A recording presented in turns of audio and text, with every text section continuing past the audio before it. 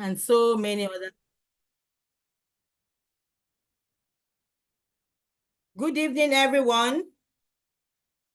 You're welcome to this program today. The webinar is titled How to Start, Run, and Grow an Effective School. If you are ready, I am ready.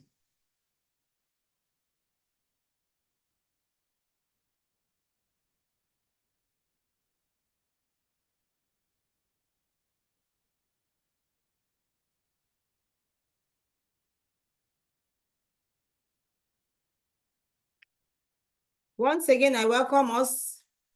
This program is brought to you by the 360-degree Parenting Hub. We are into different seminars. We organize seminars, webinars for parents, for teachers, educators generally.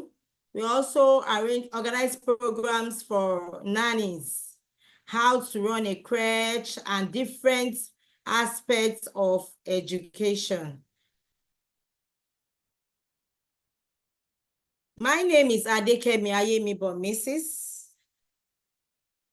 a school founder. I'm the director of Delta's Model School. I'm a lover of children. I love working with children and all those that work with children. My mission statement is to build role models for a radiant future.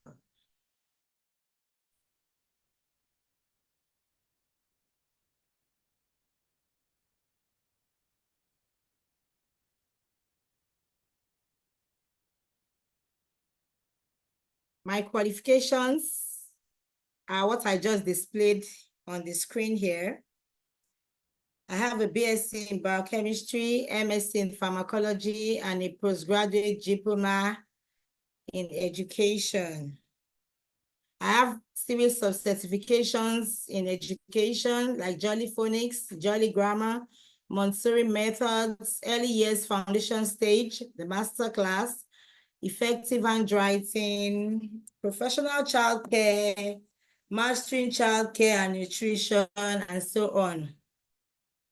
I'm sure most of you will be wondering, what has education got to do with mastering childcare and nutrition and all that? They go all hand in hand.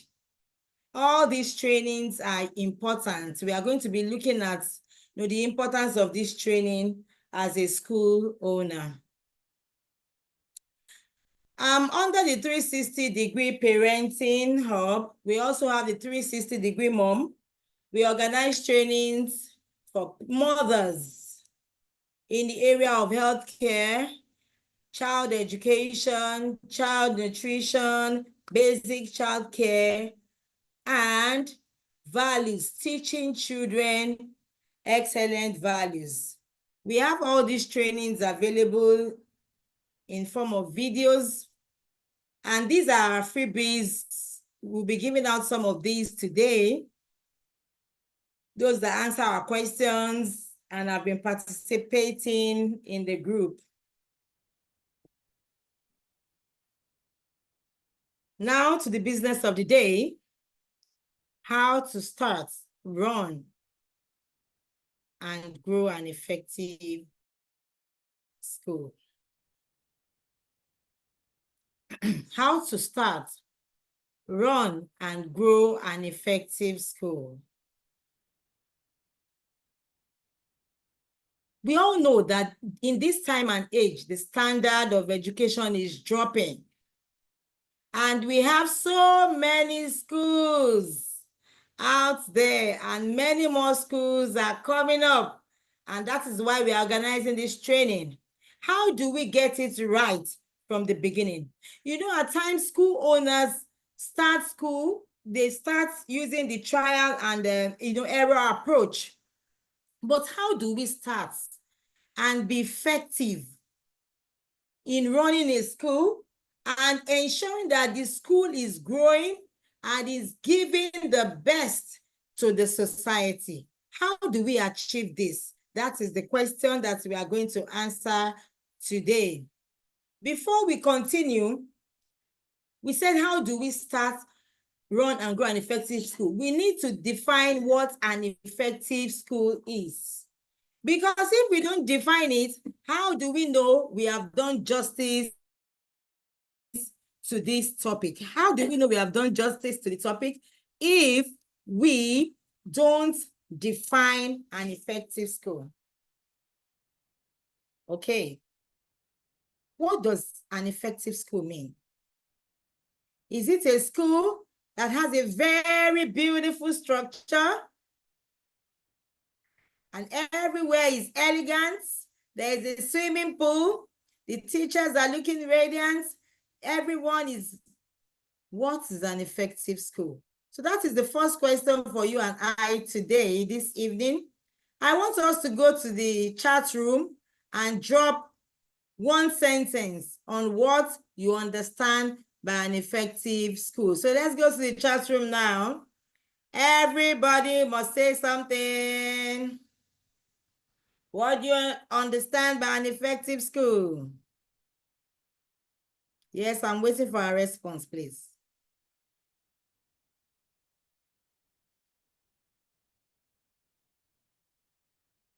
You can unmute your mic if you like. Or I prefer we drop the chat so that everywhere will not be rowdy. Please drop your definition in the chat.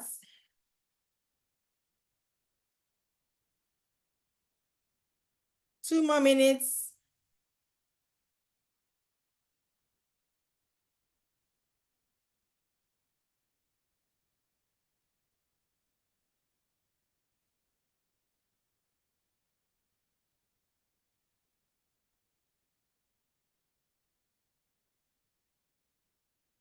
Hello, are we there? I want someone to unmute and let me know that we are still together. What is an effective school? This is an interactive class. We all want to be school owners, or we are school owners.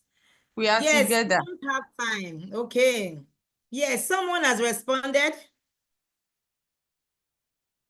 It says an effective school is the school that works on both the psychological, emotional, and educational needs of a child.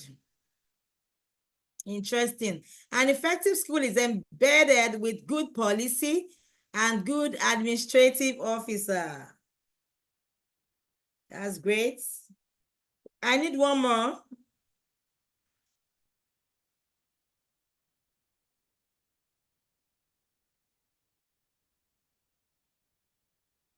This is 2/12. I think we are 12 in this class.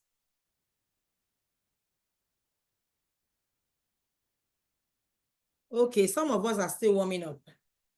I think we can continue.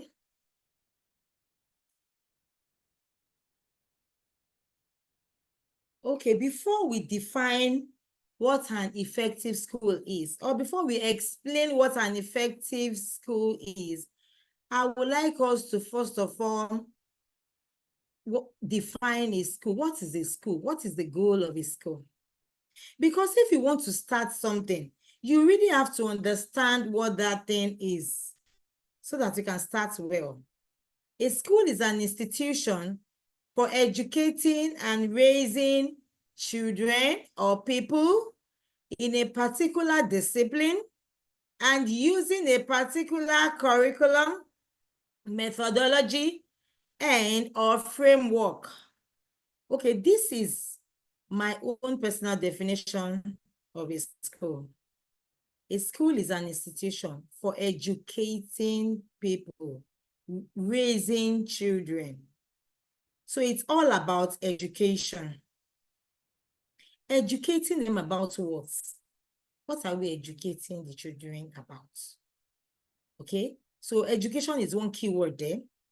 What's the other keyword? In a particular discipline. Okay, whatever discipline you have chosen.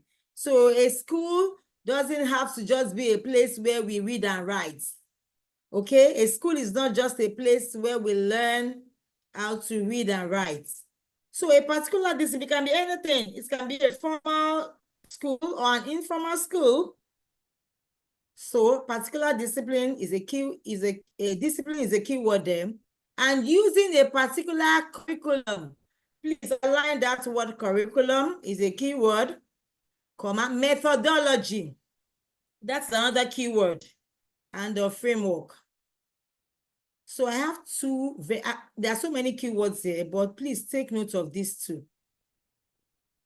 Educating and methodology. Those are the two important things in that definition. You are educating a set of people, could be children, could be adults, in a particular discipline. What method are you using? Not curriculum now. It's not just the curriculum that will make you stand out as a school, but your methods, how you are going about the education, how you are going about teaching the children, the methods you are using is what will make you stand out.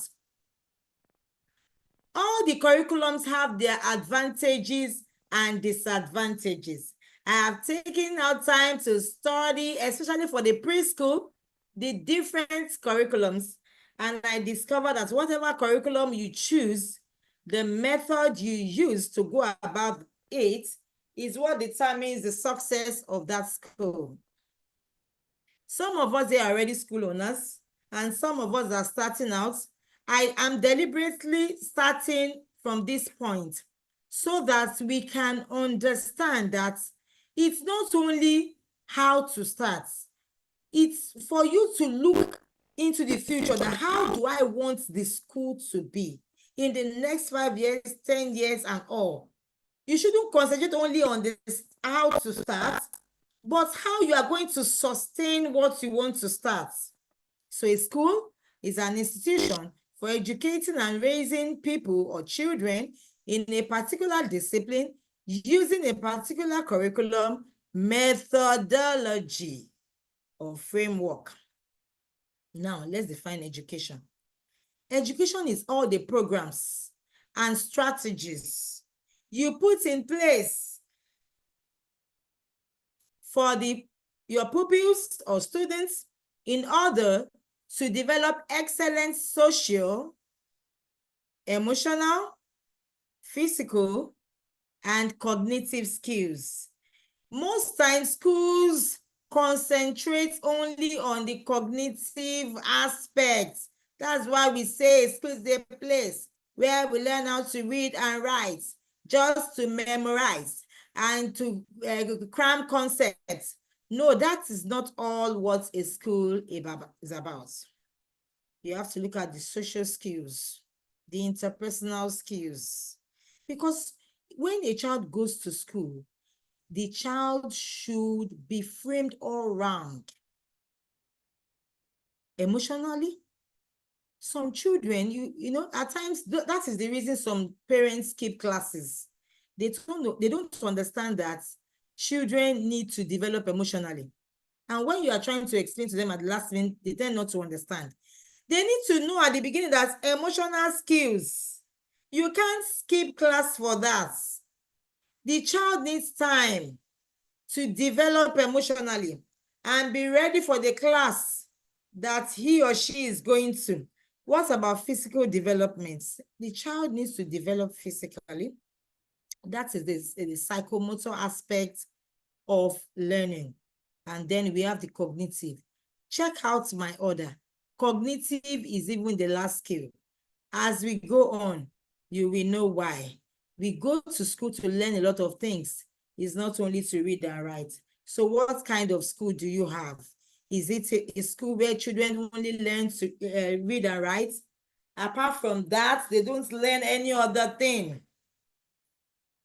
Okay, so let's be on the lookout for all that.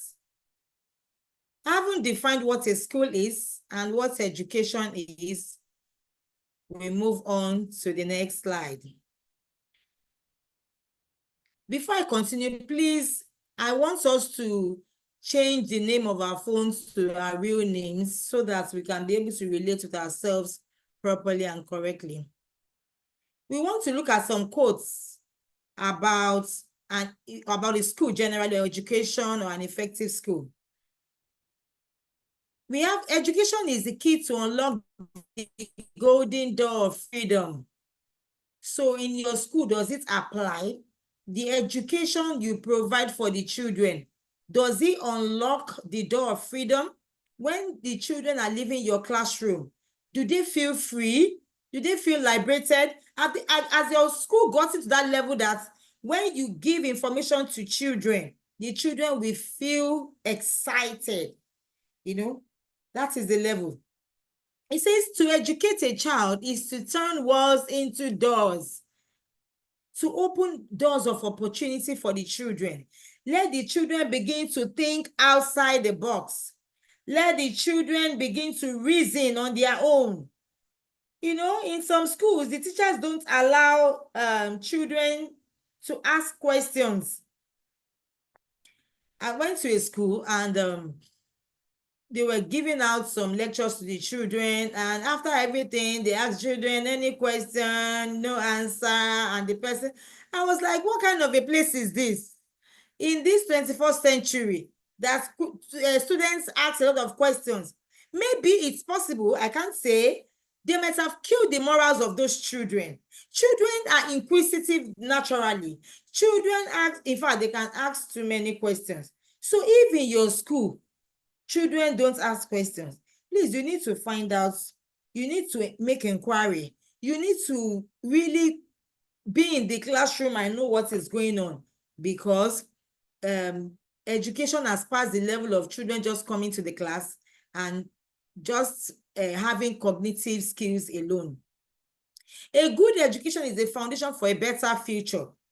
Are you providing a better future for your children?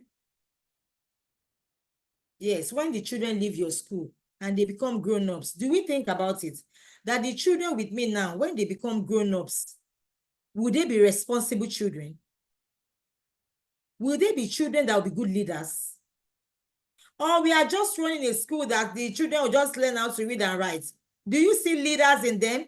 Do you say, okay, if this one becomes the future president, our country will be a better place? We need to have that at the back of our minds. The training, you are not just teaching those children, you are giving them training for life, for a better future, or what kind of future. Education is not the learning of facts, but the training of the mind to think. This is a very popular quote. I'm sure we all know this, by Albert Einstein. He says, education is not the learning of just facts. You should train children to think.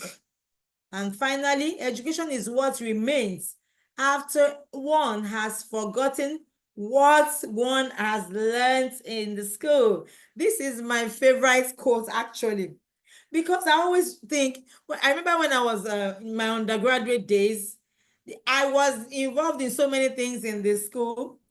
And at times I wondered, as why am I in this school? Is it for this or for that? If somebody asks me, I would say it's not only because of education I'm in school. Oh, I've learned a lot, you know, on campus. So that is how it should be. You shouldn't get to the campus and the only thing you are going to learn there is to memorize handouts, and you cannot do anything for yourself. You should learn leadership skills. So many things. The children should be exposed to so many things, such that when they have forgotten what they have memorized, they will remember what they have used their hands to do, what they have used their hands to do, what they have used their mouths to do, how they have represented the school in one program or the other, and they were able to succeed. Areas where they have challenges, how to overcome challenges, how to be emotionally stable, and so many other things. Okay, let me just summarize by saying these are life skills. Your children, do they learn life skills in your school? Or will they learn life skills in the school you're about to set up? These are questions that we really need to answer, especially those of us that are just starting. Those of us that are about to start, these questions are very critical.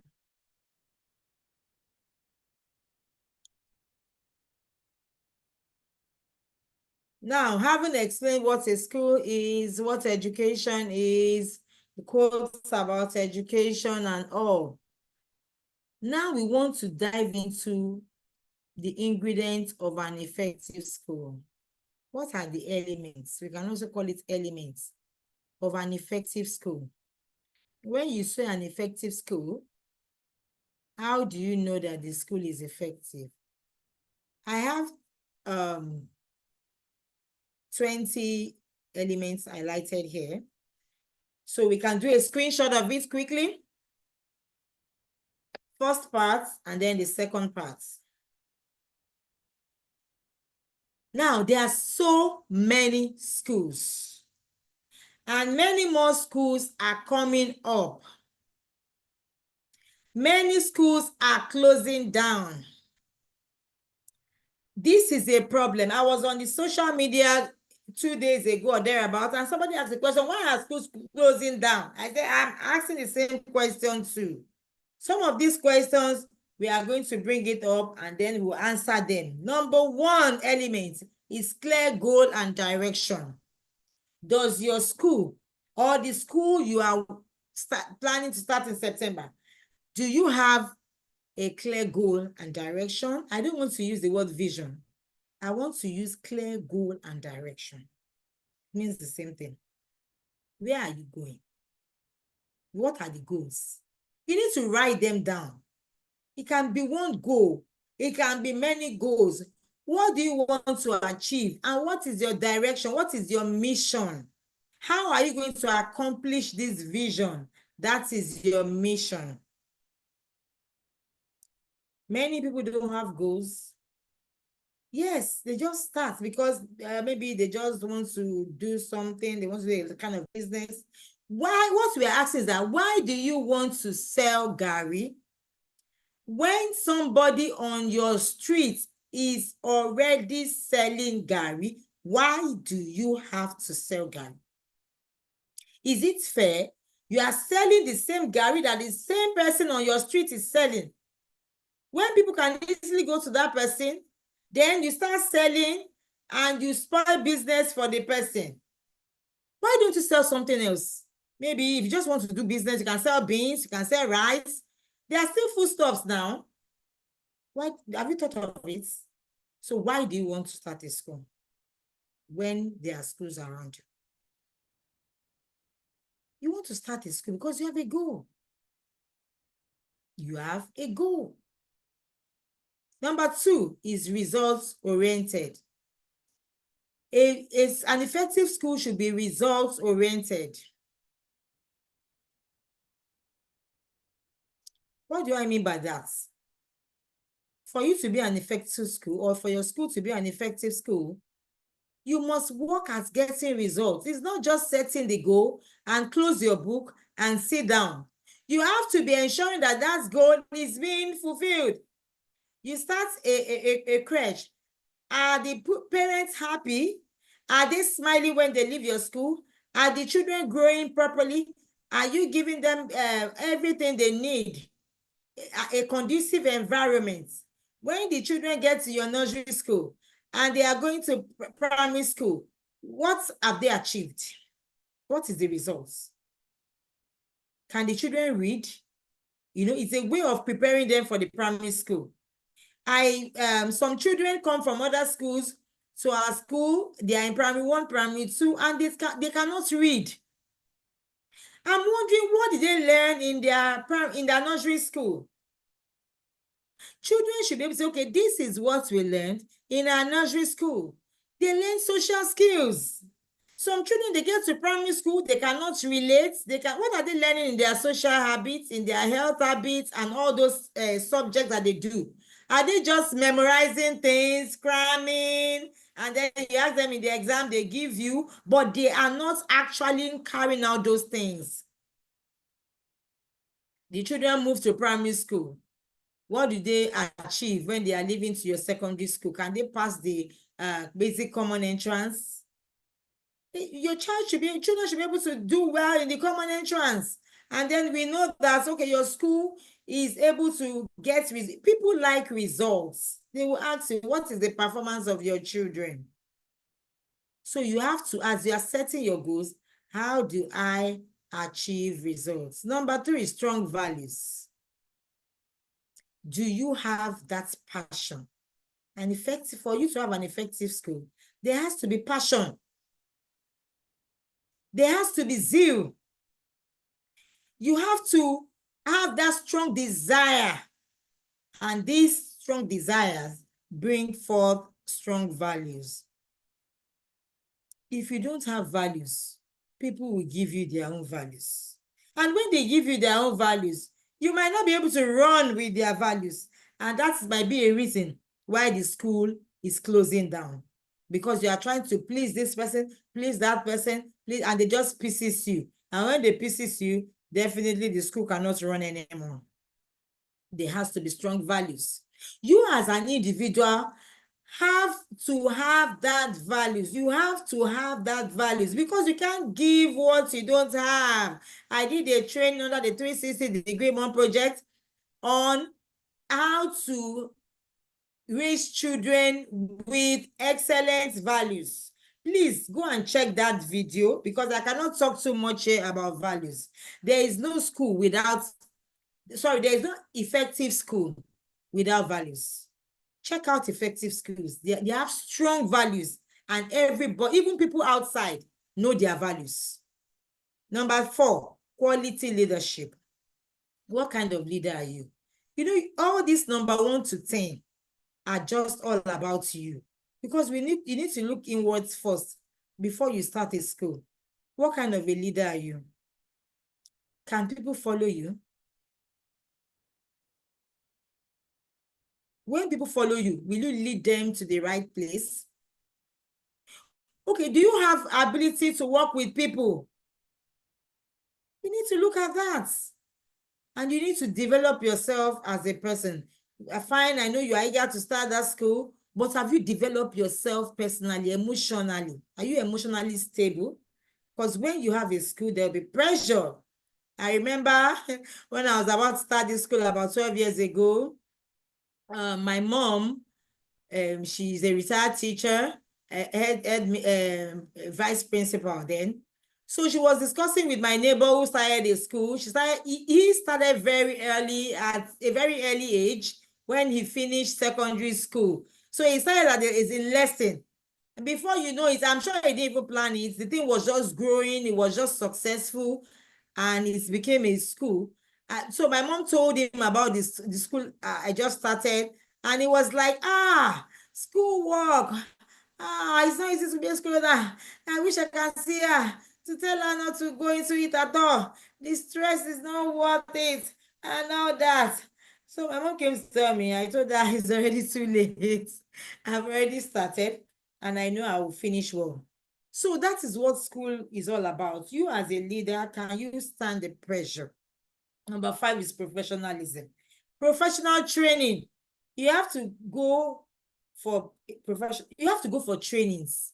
I remember when I wanted to start the school, even during the process, I attend trainings. There was a particular training someone close to me asked me to attend. I was feeling, is training important like that? This particular one is not really education. Someone else can go for the training.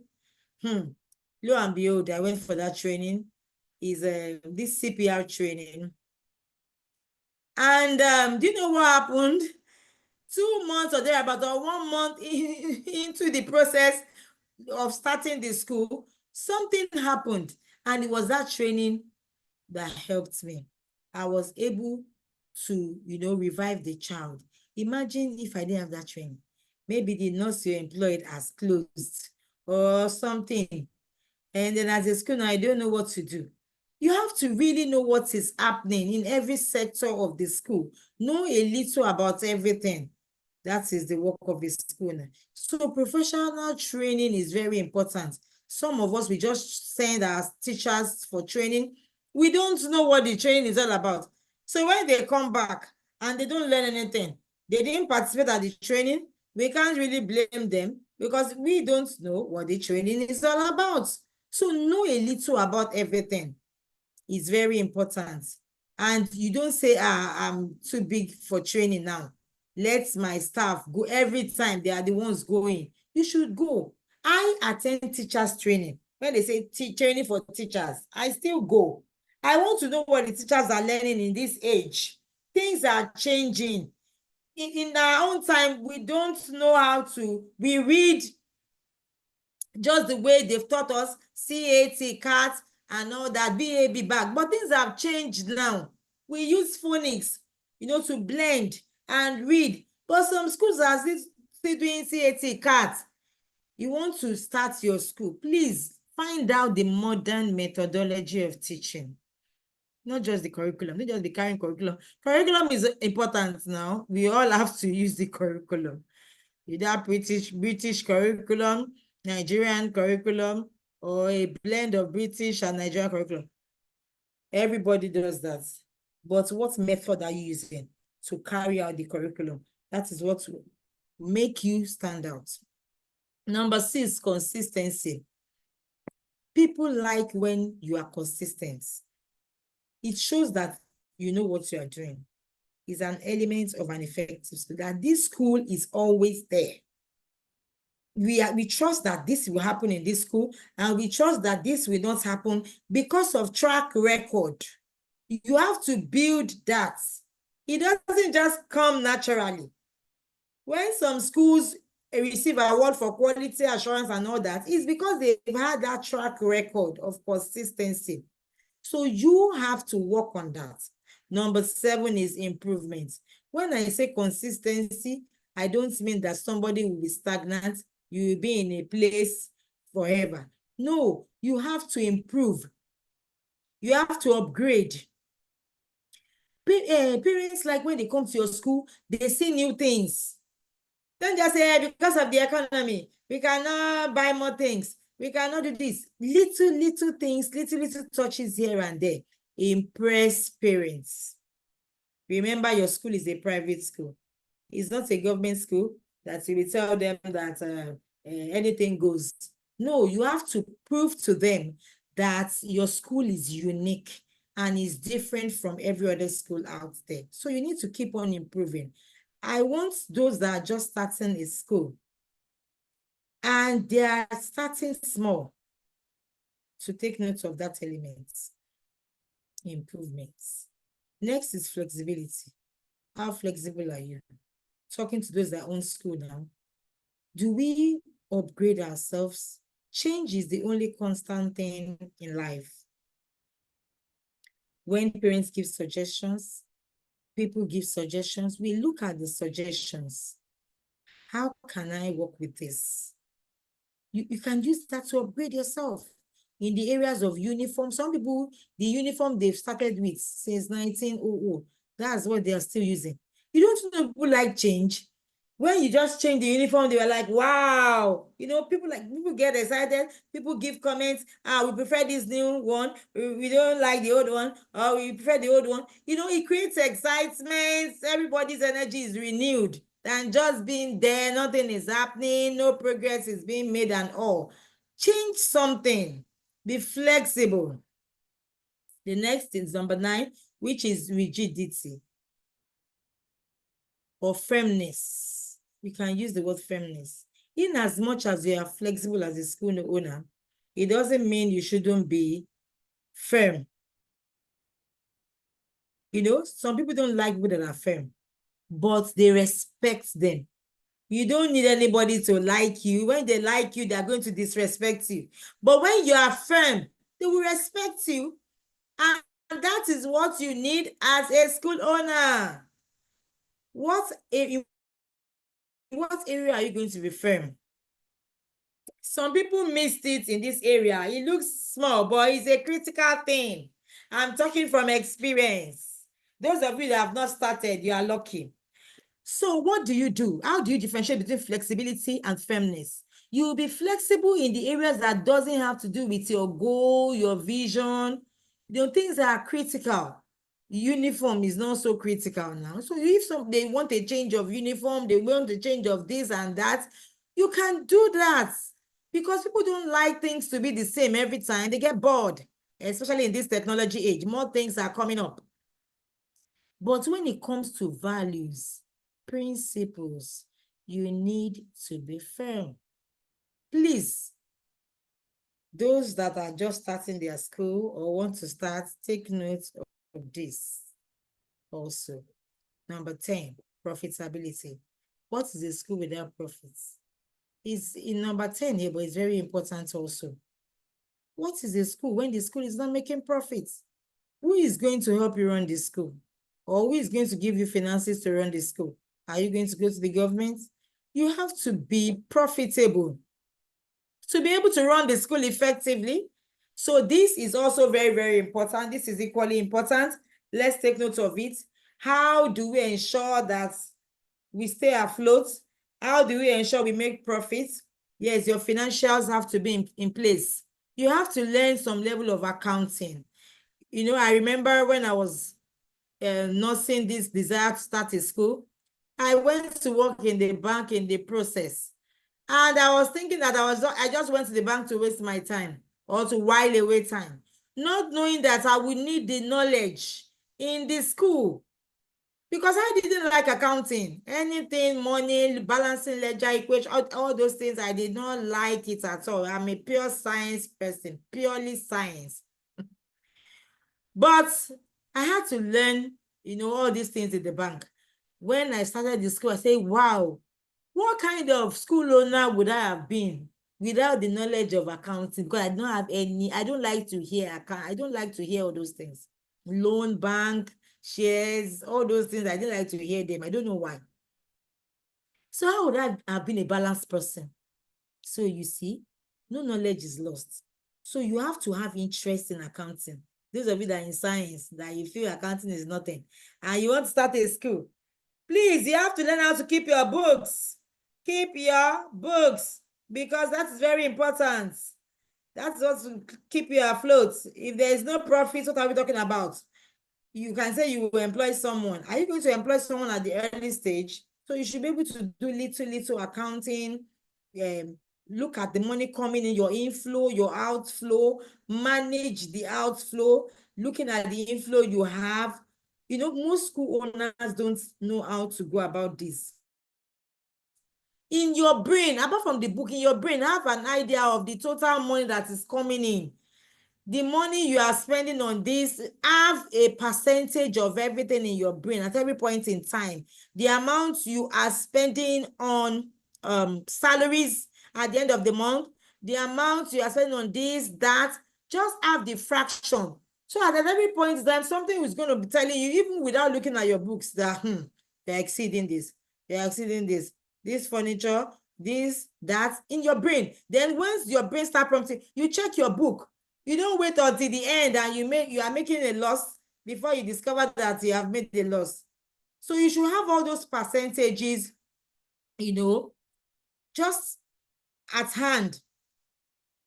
Then, so these are the this 1 to 10 actually applies to you as a person. You are the one solely responsible for these 1 to 10 qualities or elements. Please check them out very well. I did not copy any book. This is just as a result of experience, and you cannot get it in the market. There is no book that is going to outline it to you like this. Next is number 11, which is strong team. You need a strong team when you want to start a school. How do you go about it? Or are you the one that will do everything alone? Okay, you are the one that is good, you know everything, you know maths, you know English, you know physics, chemistry, biology, integrated science, this and that, accounting. So you will teach all the subjects. How do you ensure that you transfer the knowledge to the teachers or your educators, the nannies, the cleaners? How do you ensure they do it the way you want them to do? You need a strong team. How do you get them? You know, we can't talk about recruitment today because of time. Those of us that are just starting, you start gradually, you know, you can't give what you don't have, and you cannot attract what you are not. So if you don't have those strong values, you can't attract those people. You will repel them. So if you have those values, they will naturally come to you. You know, some people come to some school and they'll say, you people are lucky. You have good staff. You have good mental staff. That's why your school is going. That's why your school. There is no luck in this thing. If you see any school owner that has good members of staff, just know the person is good. Just know that the person is good. The person has those qualities. And if you see a school owner that is struggling, cannot have those kind of members of staff, just know that the person doesn't have those qualities. So you can't attract them. Then are you a team player? How do you have a strong team? Have you worked in an organization reporting to your boss and all that? Have you been able to build good relationship? Working with your colleagues, how has it been? Have you been able to build good relationships? Some people are always having issue with their colleagues at work. Then they want to start a school. You can start another business, not school. Because if you start a school, you will sack the people anyhow. Every day you sack the teachers, and that kind of school can never be effective. So I will advise, if you want to start a school, you have to work because I've worked in a lot of places, it helped me. Some people, they don't have any knowledge of anything, especially the young people of our time now. They don't want to work for anybody. They don't want to serve anybody. They just want to start their business. And you invite them for a seminar or maybe a business meeting, they come late. Do you know it's not easy to start your own business and go early? Do you know it's not easy, especially if you're not trained? So you have to have worked with somebody so that the person will punish you when you are late. The person will scold you. Those are trainings. So this is a call to our young people. Let's understudy people. Let's learn. Before you start your own thing, learn from others. Learn how to treat people well. Learn how they didn't treat you well. You also learn from it. Don't say, I only work in a place where they will treat me well. So that you can work in a place where you are not even well treated, so that you will learn how to treat people well. What you suffered, where they didn't treat you well, then you will know how to correct that. So you need a strong team. You have to be the key player. You have to have a team spirit. Number 12, technical know-how of your team. Some school owners don't like to train their educators, their nannies, and so on. I know why. No money.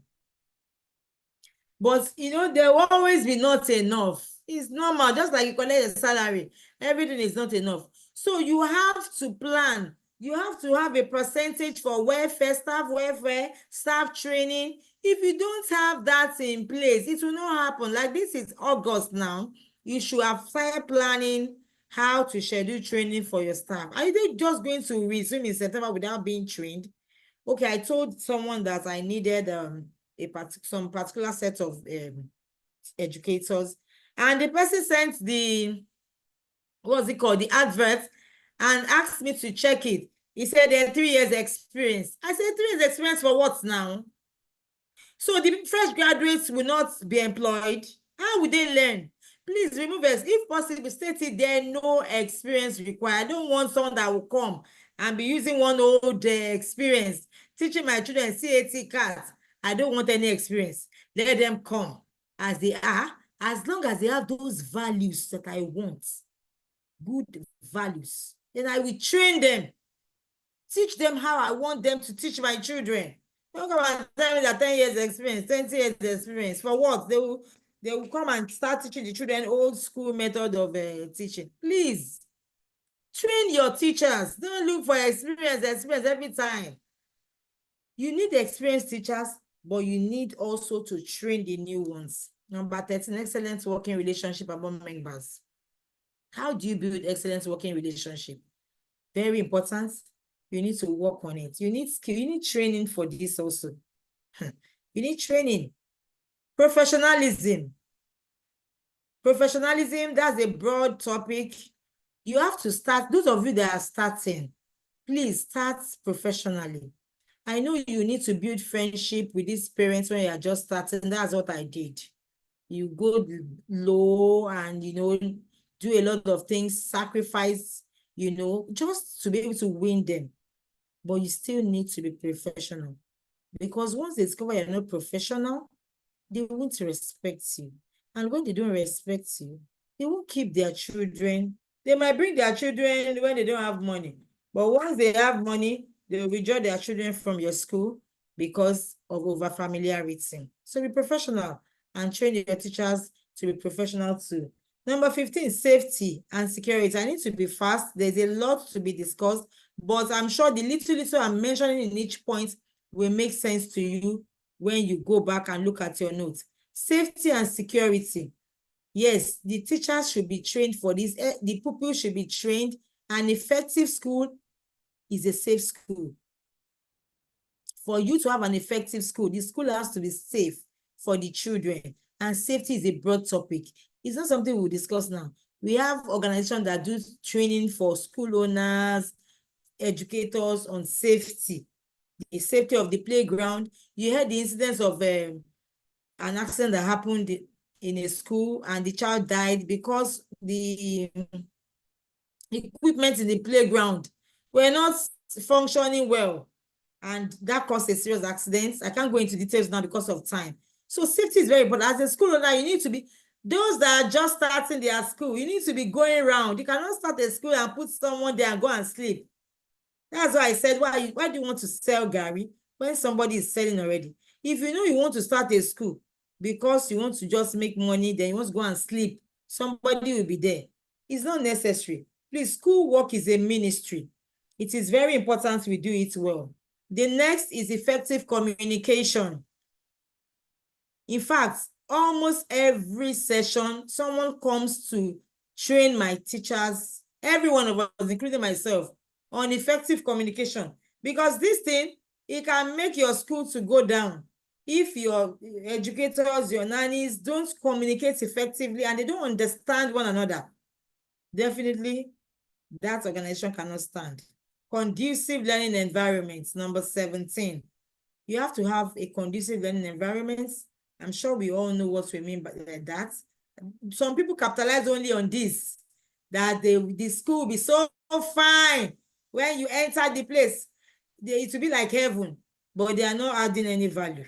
The people will come, but they will go when they spend one time. And they have enjoyed your grassy area, your nice painting, and they see that their children don't have anything upstairs. After one term, they will change their school. You will bring them, attract them because of the fine environments. But fine environment is not enough. Some people concentrate only on the outside, and the inside is nothing to write them about. Please, that's not how an effective school should be. Number 18, excellent school climates. What do I mean by school climates? That is not just the climate of weather now, weather and climates, no. The atmosphere, when people enter your school, how do they perceive the school? That's the school climate. Inward perception, not only what they see, but what they feel. I remember one of my parents left to the island, and she was looking for a school. There are so many expensive schools, and she had to come in there. She has not been able to get any school. There are so many, but the climate is poor.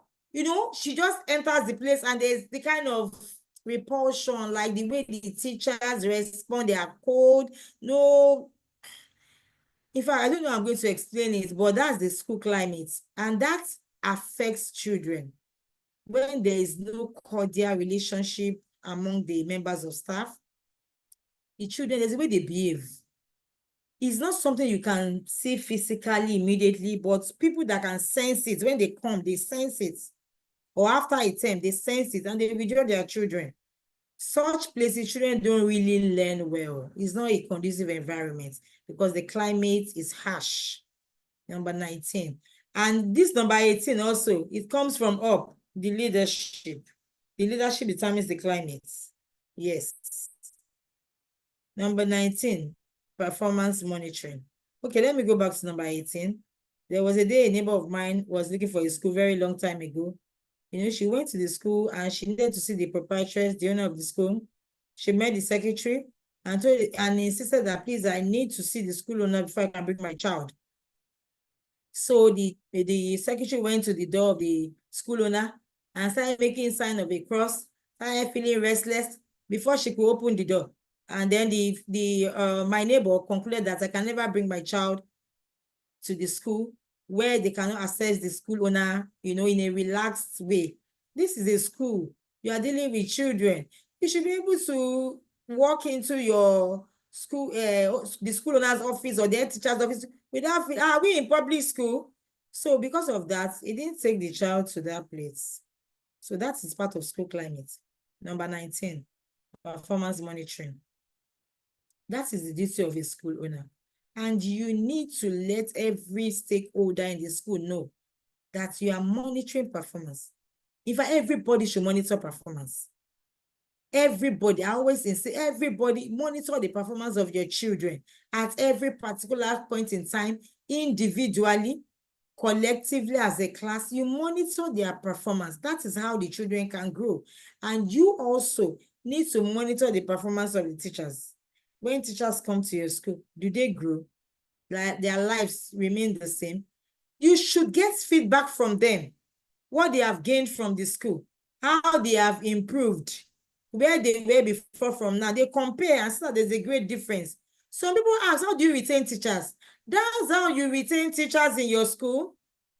When they come and there's a difference in their lives, both emotionally, financially, not only financially is part of it, but not only financially, but there are so many areas you can meet the needs of your members of staff.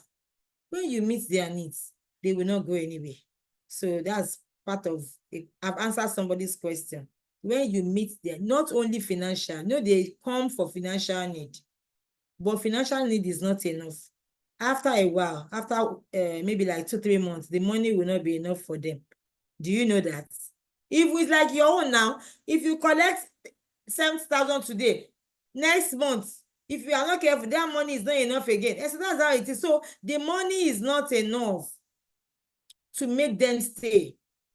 You increase the money, fine, but there are so many other things. The school climate, their emotional life, their personal lives. How are you improving them? Please, those that are starting their school, take note of that. It's a secret. Number 20, success. What is an effective school without success? If the children are not successful, they are not doing well, you are not getting results, then that means it's not an effective school. So please, we have mentioned 11 to 20 now. These ones are pertaining to the people you are working, the people you are going to be employing. You are not going to be working alone.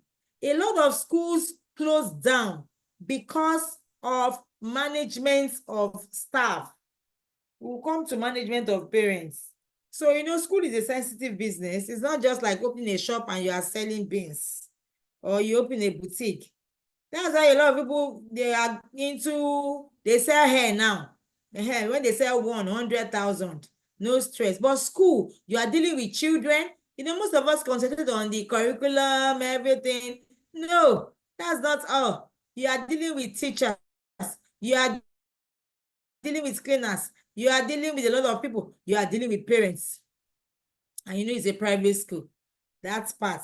You need training for that. How to relate with parents, how the wisdom you need to thrive. You need to get that. So 11 to 20 is very key. It's as important as 1 to 10. I'm sure we must have done a screenshot of these because we need them in our journey. Even those of us that have school already, you can confirm what I'm saying. You can't get this in a textbook. Yes, it's only based on experience. So having said all these, having listed out all the 1 to 20 elements, which one do you have in your own school for those of us that our schools are running already? Which one? 1 to 20. Which one can you boast of? Okay, that is the question now. Is your school an effective school? But that's one you're not going to answer in a chat. Just write it down. You answer yourself, yes, because I have 1.1, 2, 3, 6, 9, 10. Then you go to the next page. I have 11, 12, 13. I have this. So score yourself. Score yourself over 20. 5 over 20, 7 over 20, 9 over 20, 11 over 20, 13 over 20, 15 over 20. Score yourself. Okay, I'm waiting for us to score ourselves.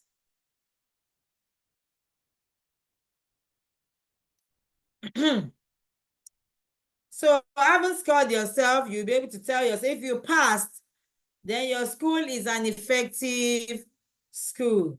If you did not pass, your school is not yet effective. So we can see from it that it's not all about the glamour, the beautiful. Beautiful schools are closing down. Beautiful schools are not making profits. Beautiful schools, their children are not doing well. They don't have good values. It's good to have a beautiful environment with all these other elements. Let us save time. We are moving on to our outline now. Having understood the elements of an effective school, we can run through the outline now. Why are schools closing down? Why do you want to start a school? How do you start a school effectively? What do you need? Financial, emotional, tangible, intangible? How do you start? Starting up as a crèche? Starting up as a nursery school? A secondary school? We have the conclusion and then question and answer. I remember when I wanted to start this school, I wanted to start as a secondary school. I said, I don't have passion for these small children. They don't like to do this. But, along the line, I was helped. I told you I was working in a bank. I met a customer. As at then, I had already started a lesson somewhere.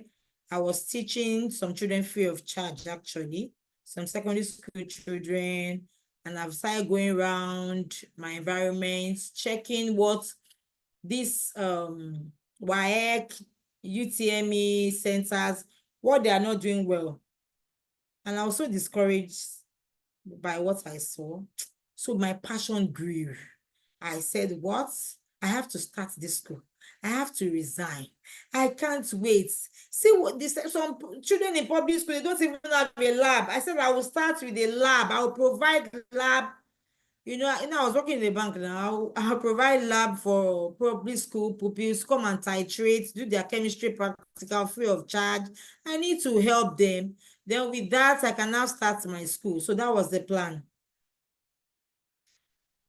So I made this customer, to cut the long story short, I booked a loan for the customer to get a car. So I wanted to know what the car was for because of the stress we went through. And said it's for the wife, that the wife wanted to start a school, blah, blah, blah. I met the wife, and the wife advised me that, I should start from the scratch. Now, why would I start from a secondary school? This and that, preschool, you have more children with babies, they will keep growing, they will have more children, and that's how the school will grow. And that was how we started Deltos Middle School. So, why are schools closing down? Please, I need comments now. This is another question, so that we know we are still there. Are we there? Please, in your neighborhood, are school closing down? Why? As a school owner, you should be concerned. Please, so let's respond now. Using the charts, please, you can use the charts. I will read them out. Okay, someone said, yes, they are. Okay, why do you think they are closing down? I'm taking note of those answering my questions. The freebies will be for them.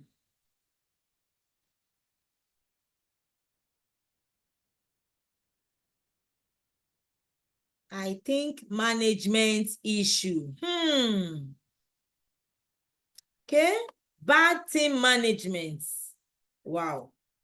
Can't pay staff. Please, let's be taking notes. Now you get to the one that applies to you somehow. Lack of teachers. Yes, we need more. 3 minutes more. Another person says it's management issue. Management is broad though. Please specify. Poor atmosphere. Is it poor climate, you mean? Someone said no one has closed down in my area. Wow, we like to know your area. Unclear goals. Someone said unclear goals. Are we taking notes? Economy and management issue. Very important. There is economy issue. Any other one? 1 minute more.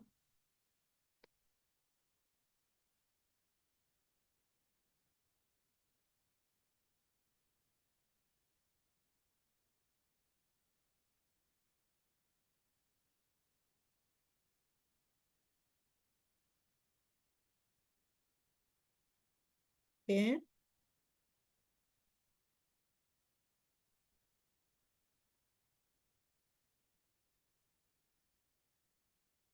Okay, do you have any other one? All right. Okay, many of us are correct. Why schools are closing down, they can't pay staff. If you can't pay staff, that's why I say you have to be profitable as a school owner. What's an effective school without profits? If there's no profit, the school cannot continue. Fund shortages. Someone said fund shortages. So those that are planning to start, please, you need to take note of all these things. Okay?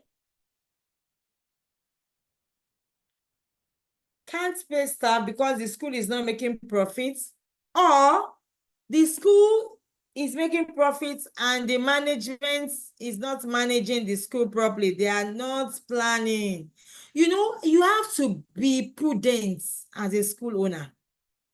You really have to be prudent in spending money. You know when to invest in capital. That's why I said accounting is important. Little, not that you will know everything, you will be an accountant. No, but you just have an idea. Okay, when will I invest in capital, be buying equipment? When is the right time? I remember when I started the school, we were buying the TV, buying generator.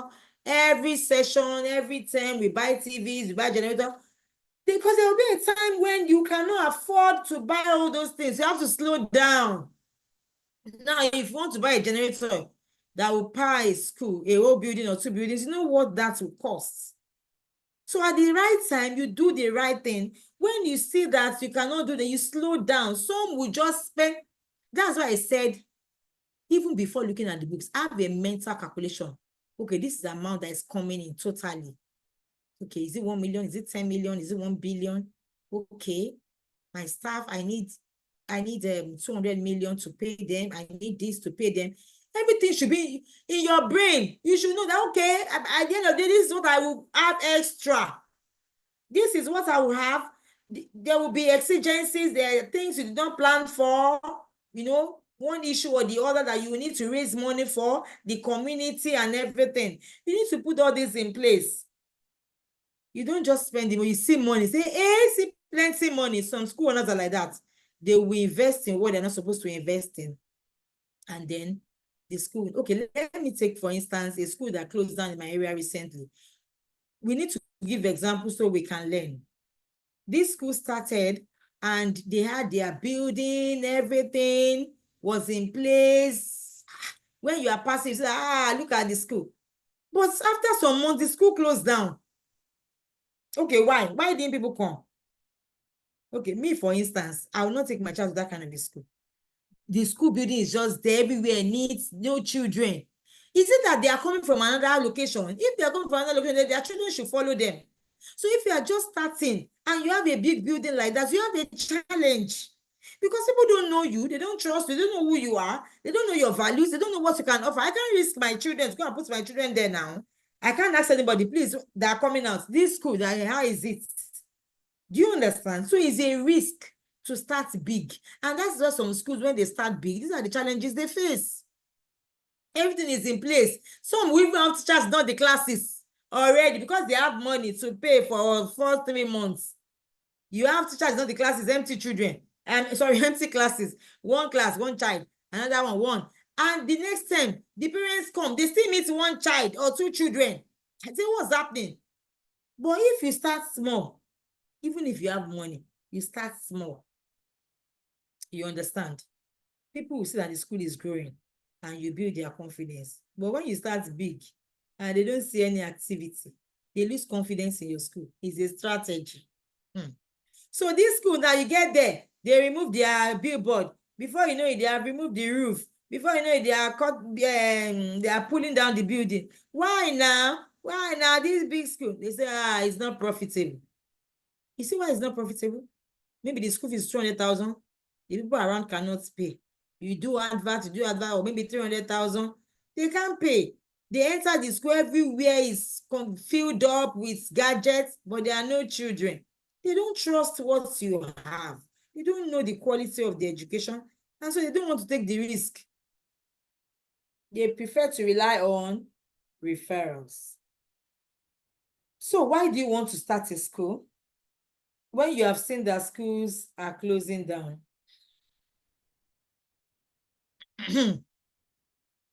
Why do you want to start a school? Is it because you love children? That can be a good reason.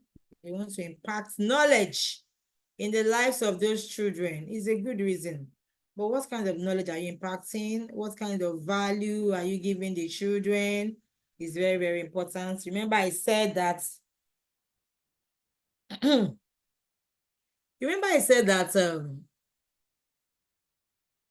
the value is very important.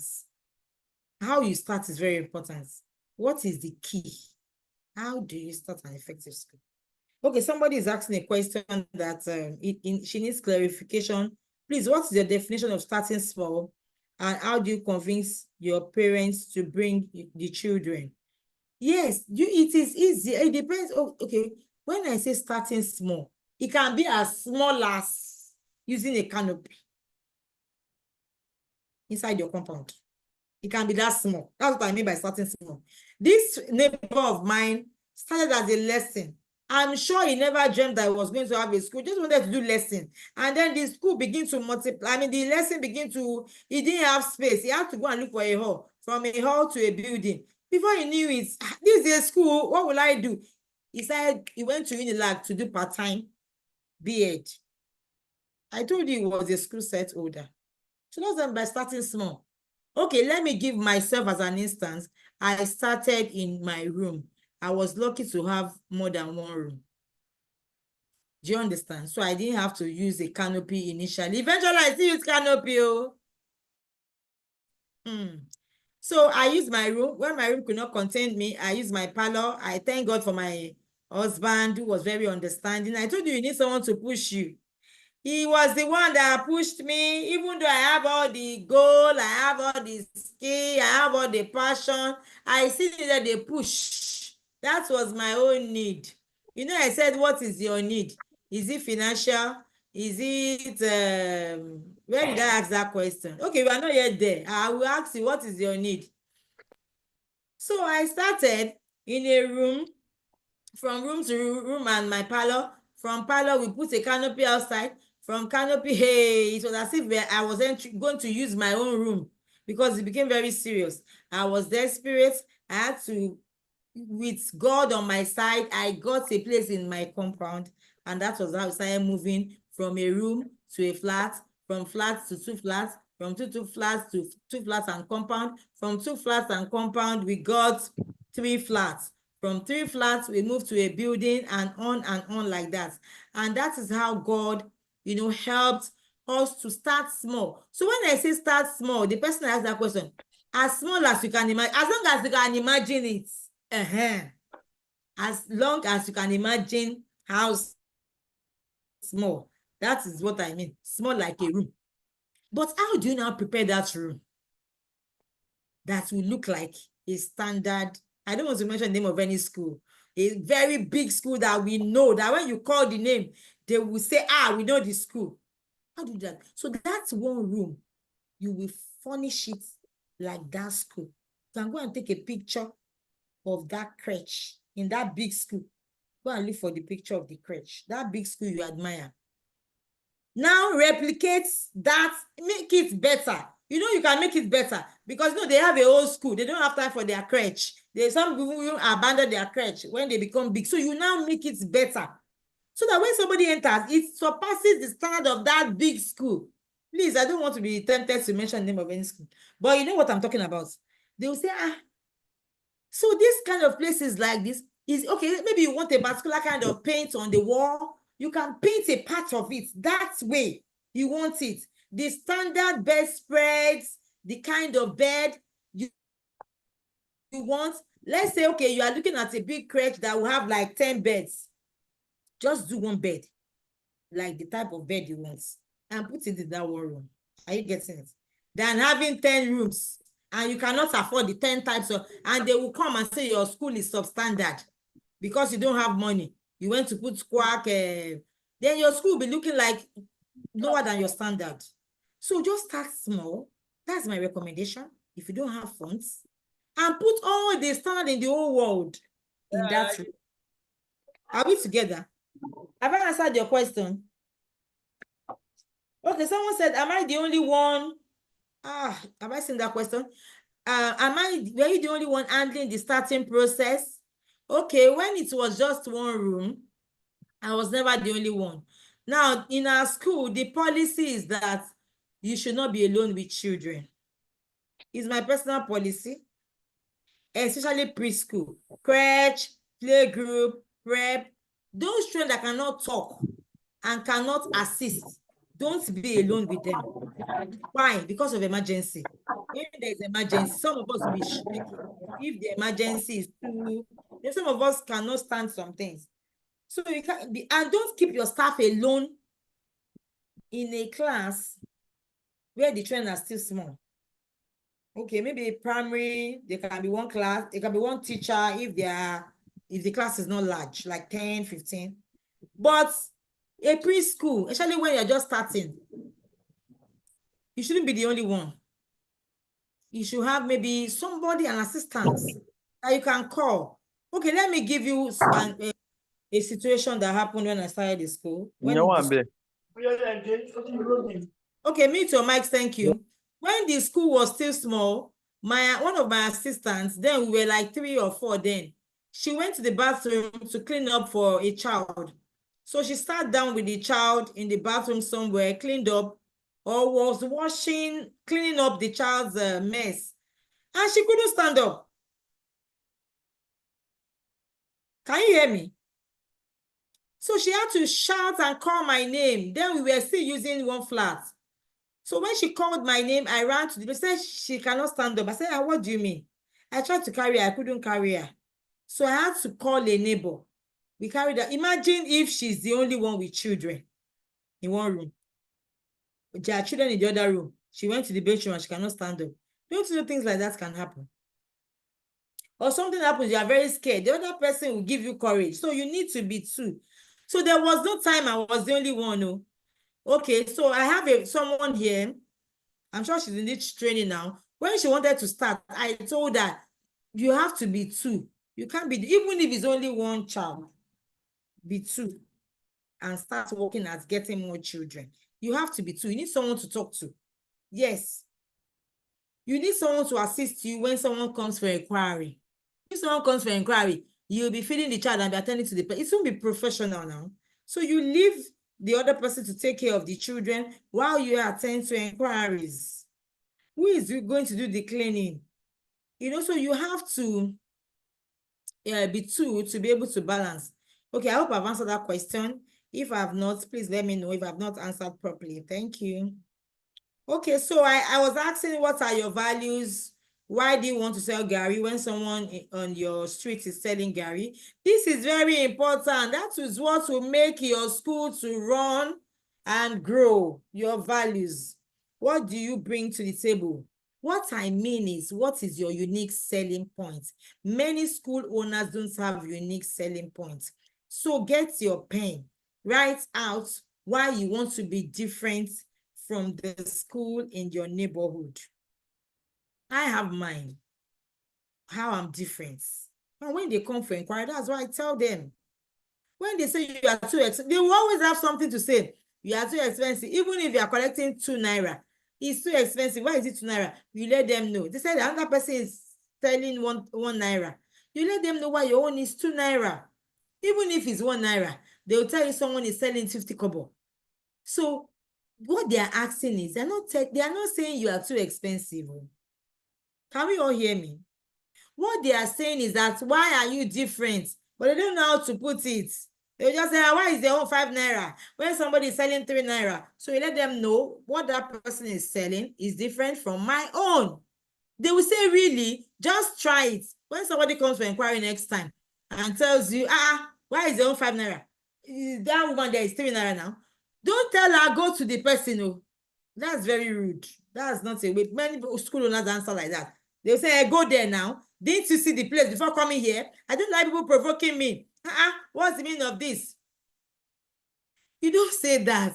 When they ask you, why is your own 5 naira? What they're asking is, what is your unique selling point? They don't know the meaning of unique selling. Sorry, they don't know unique selling points. But that is what they are trying to ask. So you say, okay, madam, why ours is 5 naira is because of this, this, this, this, this, this, this, and that. They will say, wow.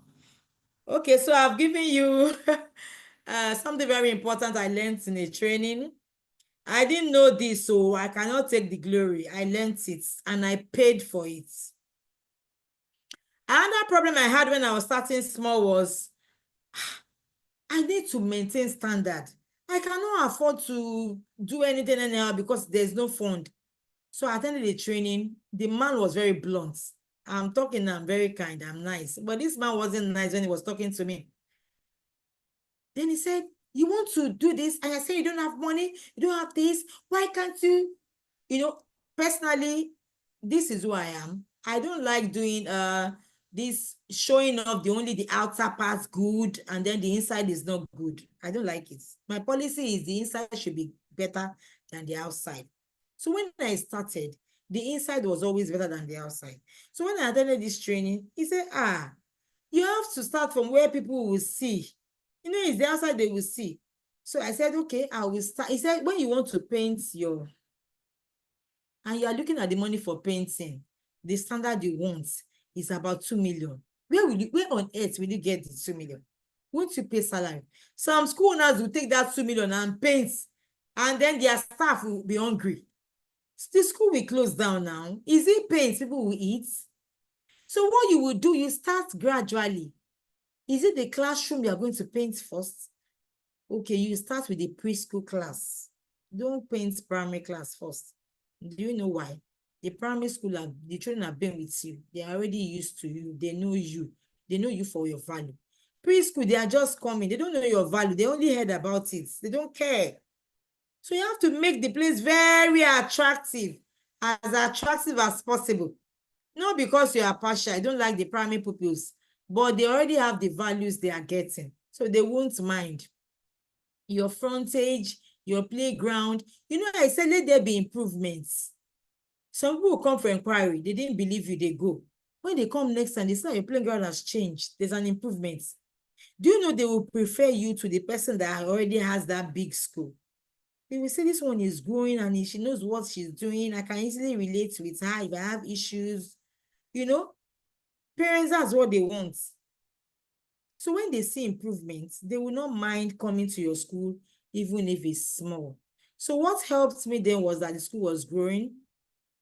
Now, when you say a school is growing in number and also in improvements, yes, you had 1 class, now 2 classes.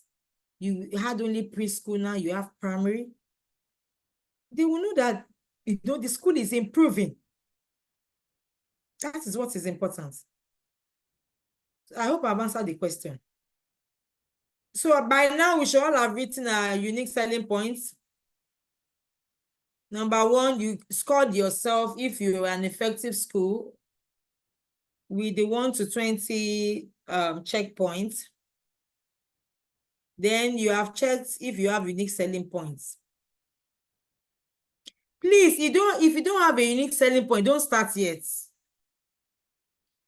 Go back to your drawing board. What can I do differently? All these schools, this is what they are doing. Remember, I said I wanted to start with a secondary school. I had plans. I had plans then.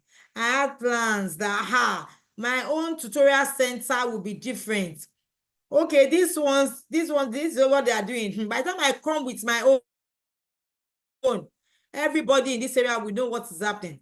I love working with teenagers. So I was really looking forward to that until I met this customer that convinced me that I could work with children. So I went for what's it called? Mentorship. During the holiday, I would go to her school. I was lucky. I joined her when she was starting the school from the scratch. So I saw a crèche preschool starting, and that gave me the energy. And that killed all my fears. I discovered that I could work with children. So one of the ways to kill your fear, from what I've said now, go and understudy somebody. Be an apprentice. Don't say I'm a graduate. A whole graduate like me. How can I be an apprentice? Where I was doing apprenticeship, she wasn't paying me. Anyway, I had my job then, so I go during the holiday. But you can just get a place that you know that you can relate with the owner of the school very well. So even if she's not paying you so much, especially if she's just starting, she will give you that energy. The energy will come from nowhere. That energy is called confidence, because you have seen someone starting. So you build confidence. If this person can start like this, and I worked with the person, I can also start. So what do you need to start? Is it financial? Okay. If you need money, you don't need so much money. Let me give you an instance. If you have 3 million, you can start. If you have 2 million, you can start. If you have 1 million, you can start. If you have 500,000, you can start. As long as your rent is not depending on that money. Maybe you have another source of getting rent. This 500,000 is just for the school. Just prepare a small place. A small place to start. And make sure it's up to standard. Everything there is up to standard. When it's small, you can easily achieve that standard. Okay, do I have a question here? Not sure. Okay, so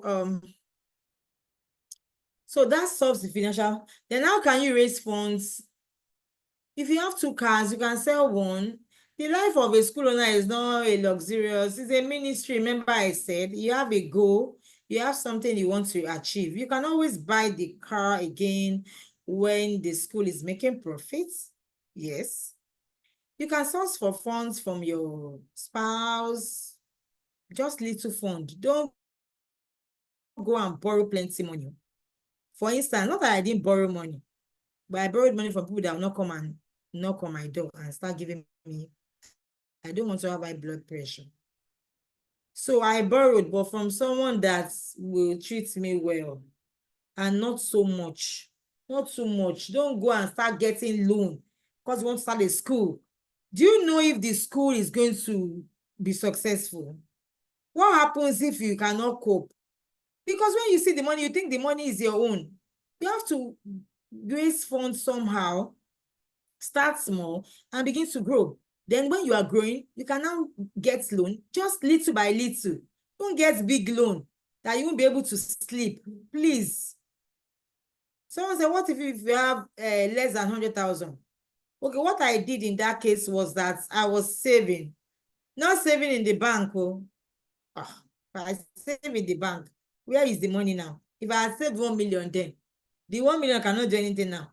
So what I mean by I was buying stuffs. When I changed my mind from starting the secondary school to starting a creche, I started buying the materials I need, the Montessori materials. They were very expensive. I didn't know any other material apart from Montessori material. I just concentrated on, but now I know better. So I was buying Montessori materials. I was buying clay materials, different things. When I collect my salary, I divide my salary into, I buy. So that's how, so a whole room was filled up after like a year. So I had materials. So when I started, it was books. I started buying books, but I had materials on the ground. Remember, it was a room, so it was full, was full. So that's how you go about it. So if you have less than 100,000, just try to raise more money, except you have a place that is very conducive already. If you are starting with a crèche, there are materials for crèche. They are very important. I will list them later. So is it financial need or emotional? If it's emotional need, you need to be more emotionally stable to run a business like a school. You have to be emotionally stable. It's not like opening a rice shop that the day you are not happy, you will not open the shop now. Nobody will come and hold me in my hands. I'll tell them I'm not feeling fine. I'm not strong. I'm not internally, I'm not feeling okay. But it's cool. Whether you are feeling fine or you're not feeling fine, you're emotionally down.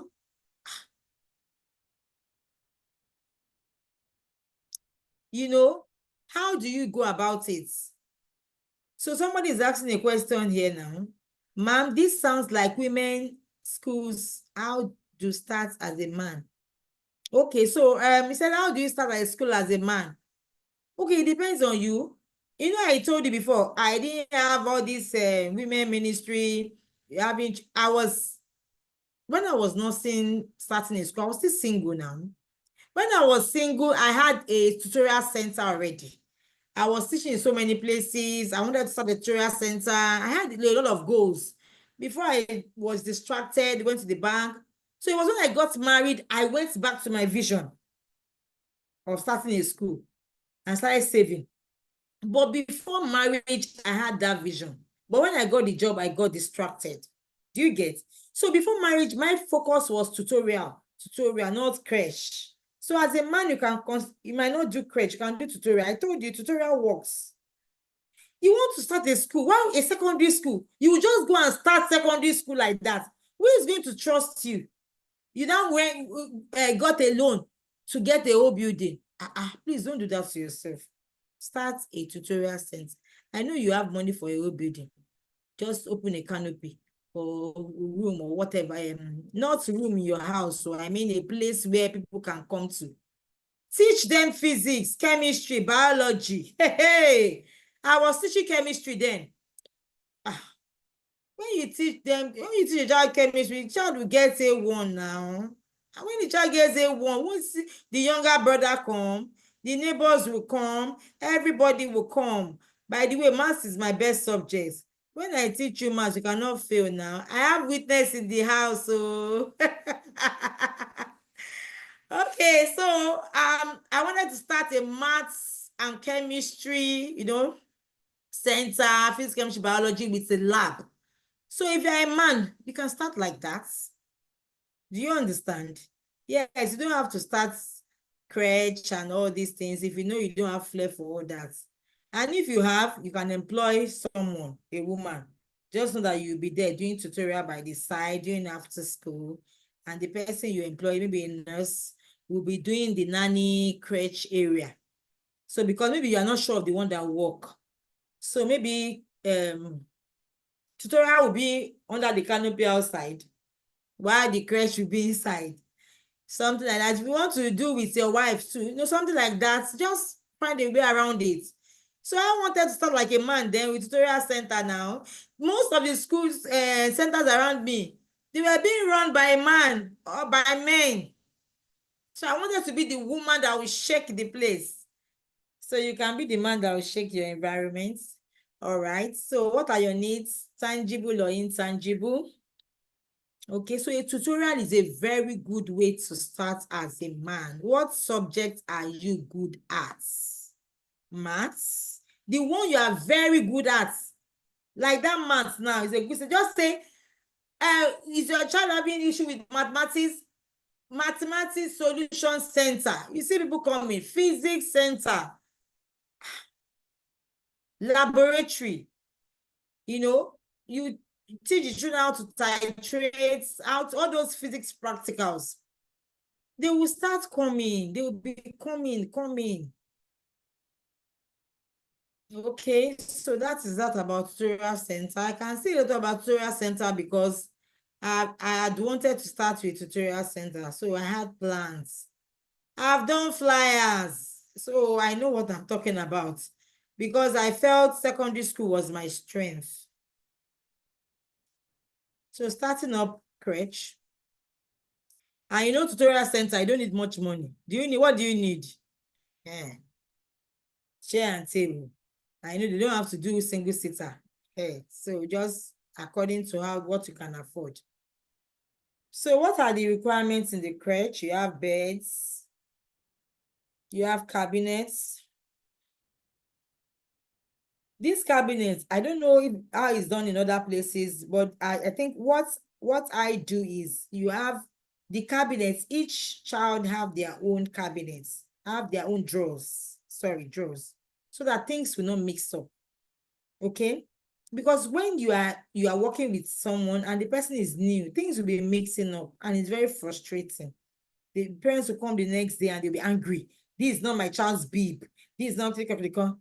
So separate their cabinets so that it will be a careless staff that will go and put one bib inside another person's drawer. Do you understand? Don't mix things up. Don't mix things up. Keep them in the bags. Once they come, remove all their vitals into their drawers. Label the drawers. The children know their drawers. Do you understand? They are babies, yes. I'm talking about children that are not up to 1. They will crawl to their drawers. They have sense of ownership. They know how to take care of their things. You are training them. If somebody wants to give them something and open the wrong drawer, they will give signal. They can start crying. Start doing hair. You know, you see our children you are training them to be responsible. So let them have their own drawers. Let them have their own corners. They know their things. Don't mix things up. It gets parents very upset. Those of you that want to start crèche, take note of that. Then you need a toilet and toiletries.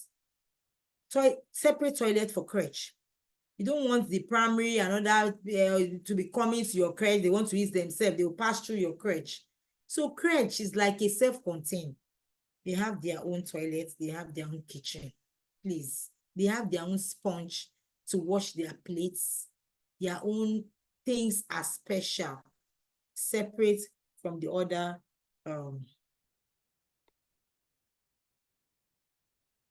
pupils. Okay. So we have play area for the crèche. We have their changing table, and we have their bag cabinets. Don't just keep their bags everywhere. You can see this crèche I'm showing you. It's very neat. And if I can see that there's a rubber carpet there. Why do I recommend the rubber carpet? Some people say rubber carpet to be cold, this and that.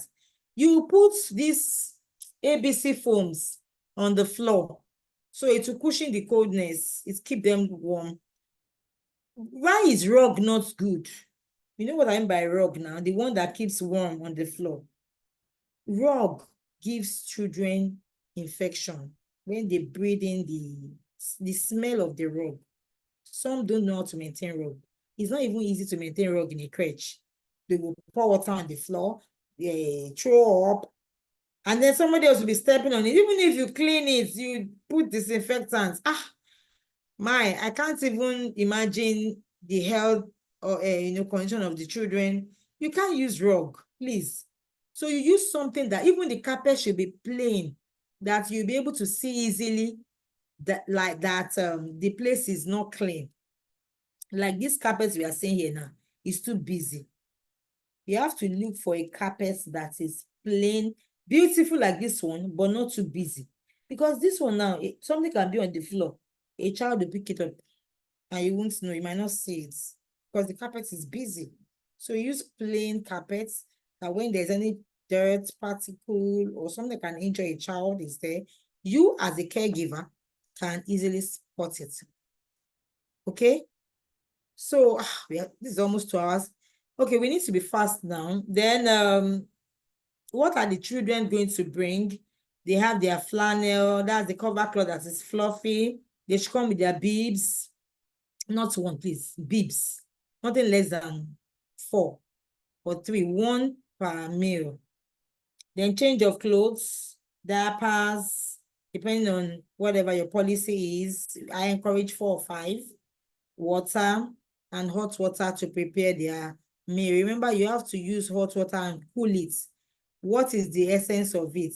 All this one, there's training for it. We have training for it.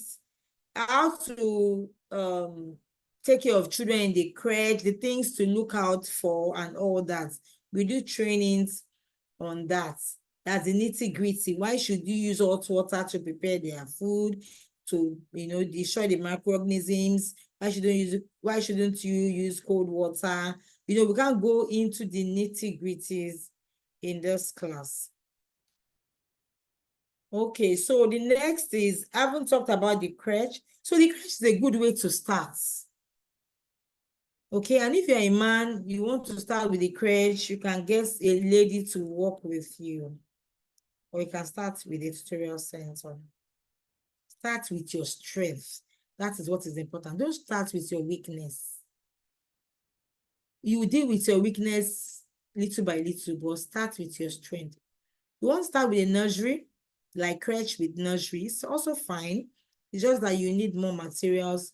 You need more resources to start with. You need books.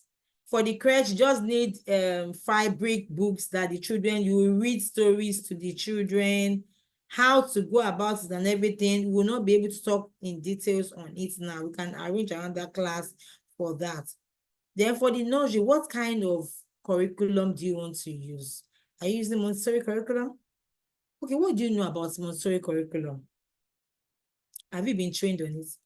Attend certificate courses. The main course might be too expensive for you. Someone said I have just 100K.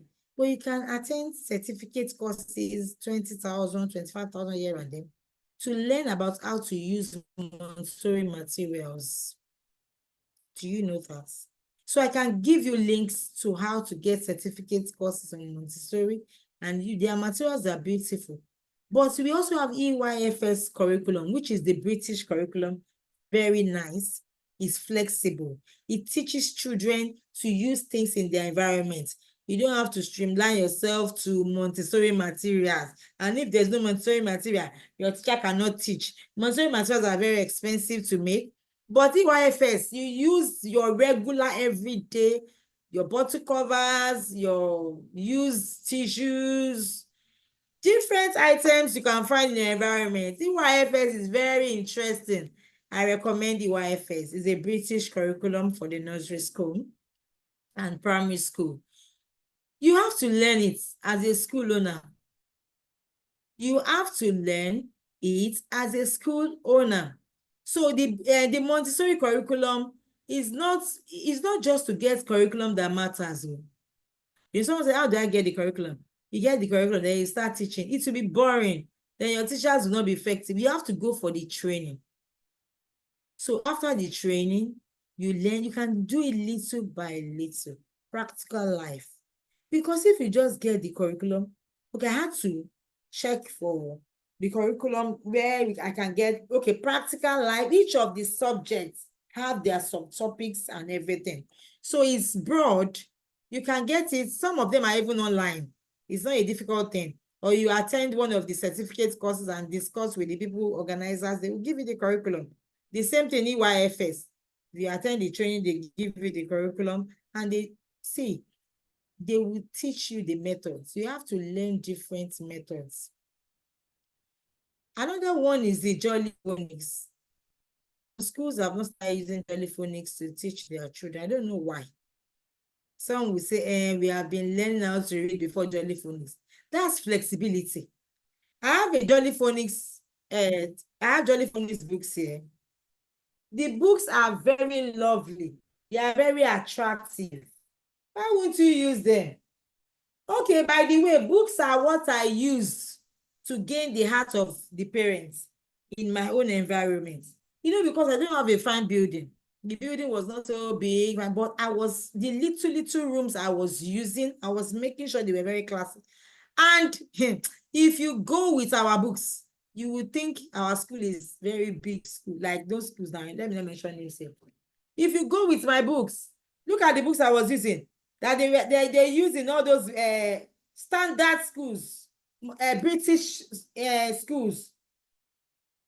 So when people go and say, where school is your child going? Wow, look at the books they're using. You know, I say, the book school is very good. And we just don't buy books. We just don't get curriculum. Someone said online, please send your bill to me. How can you say someone, you want to start a school, someone should send bill to you? Do you know the person's environment? Okay, if the person send bill to you 20,000, so you will start running your school and collecting 20,000 as school fees. Your school will close down now. You have to understand your environment to know the bill you will charge. How can you want to start a school? You will say another school now should send bill to you. Are you selling the same markets? Please now, school owners, let's wake up. You can't use someone else's bill. They're not selling the same market. Look at the book I'm using now. I'll not tell someone to send the bill to me. The person will now send 5,000 naira. When one of these book is about 3,000 naira now, or thereabouts, and there are ones for 5,000, ones for 7,000. Yes, even though the school was a small school, we say, okay, our books 25,000. Tuition can be maybe 30,000 then, but the books 20,000. And when the books might not be more than 4 or 3, but when they take them home during the weekend, they go to their friend's place. Their friend must ask them, which school is your child going? If they didn't ask, it's not our school. Then I remember when I first started, there was a particular book then I was using, big book. It cannot enter their bag. Other books were around 500, 600 or thereabout, but this book was around 2,000. It's a coloring book, activity and all that. When the children are going on with that book on Friday, they will have to hold it because it cannot enter their bag. And everybody is asking them, which school are you coming from? Which school are you coming from? Which school are you from? That's the question they will ask them. I say, I would like to go up to the school. See the quality of book they are using. And they say, it's one small school there, but the school is a big. I remember during lockdown, some big schools could not go online. And that's what made them close down. We went online. Immediately we switch. You do things that are unique, that are dynamic, that will bring out the name of your school. Don't settle for less and say you're a small school. You're a small school. You're a small school, but do big things with wisdom. Look at this other one now. This one this is another book. That's the book you are seeing on the screen. The picture is not doing justice to this book. I hope you can see it. This book, there is no child that will see this book that will not want to hold it. And the book is big. They will hold it. They say, wait, I'm so sorry, please. Are you the one that bought this book for your child? He said, no, it's the school. It's part of the school, the book they use in school. The next thing the friend will ask is, what's the name of your child's school? Not, is it a big school or a small school? They will start asking, when your children are speaking English, when they are holding their homework, that's marketing. He's not saying, how do I start? How do I be a big school? You are a small school, but be big in quality. Be big. Look, check out the quality of this book. Look at the glossy. This book was 10,000. Someone say, how would they afford it? I'm just starting. No, it's only 3 you will get now. 3 quality books. This one now, look at the areas of learning. I'm talking to preschools that are starting with preschool now. Only 1 book, vocabulary development. Your child will learn new words. Literacy. Your child will learn it because if a child of 2+ or 3+ is reading this book, the child will learn how to trace letters, capital letter, small letter. So it's a literacy book.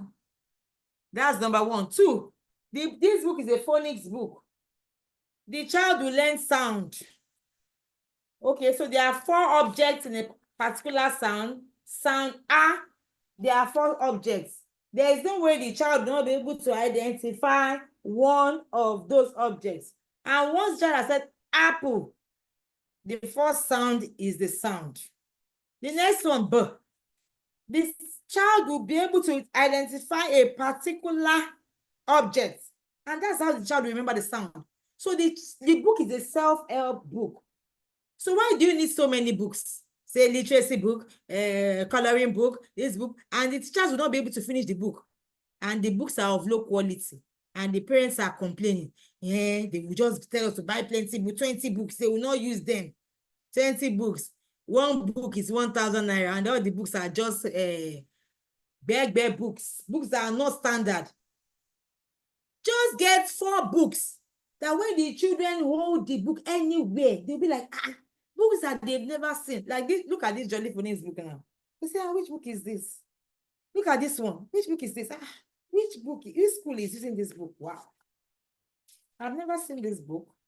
And they check it. Best quality. This book also helps spelling. There are so many words there that your children between ages 2 to 3, they don't know. Then the book is also a science book. How? They are animals. The book is titled Phonics Animal Adventure. So the children learn about animals. Animal is under what subjects? Science, right? You can see the number 12. So in this book now, the children can learn coloring. That's arts.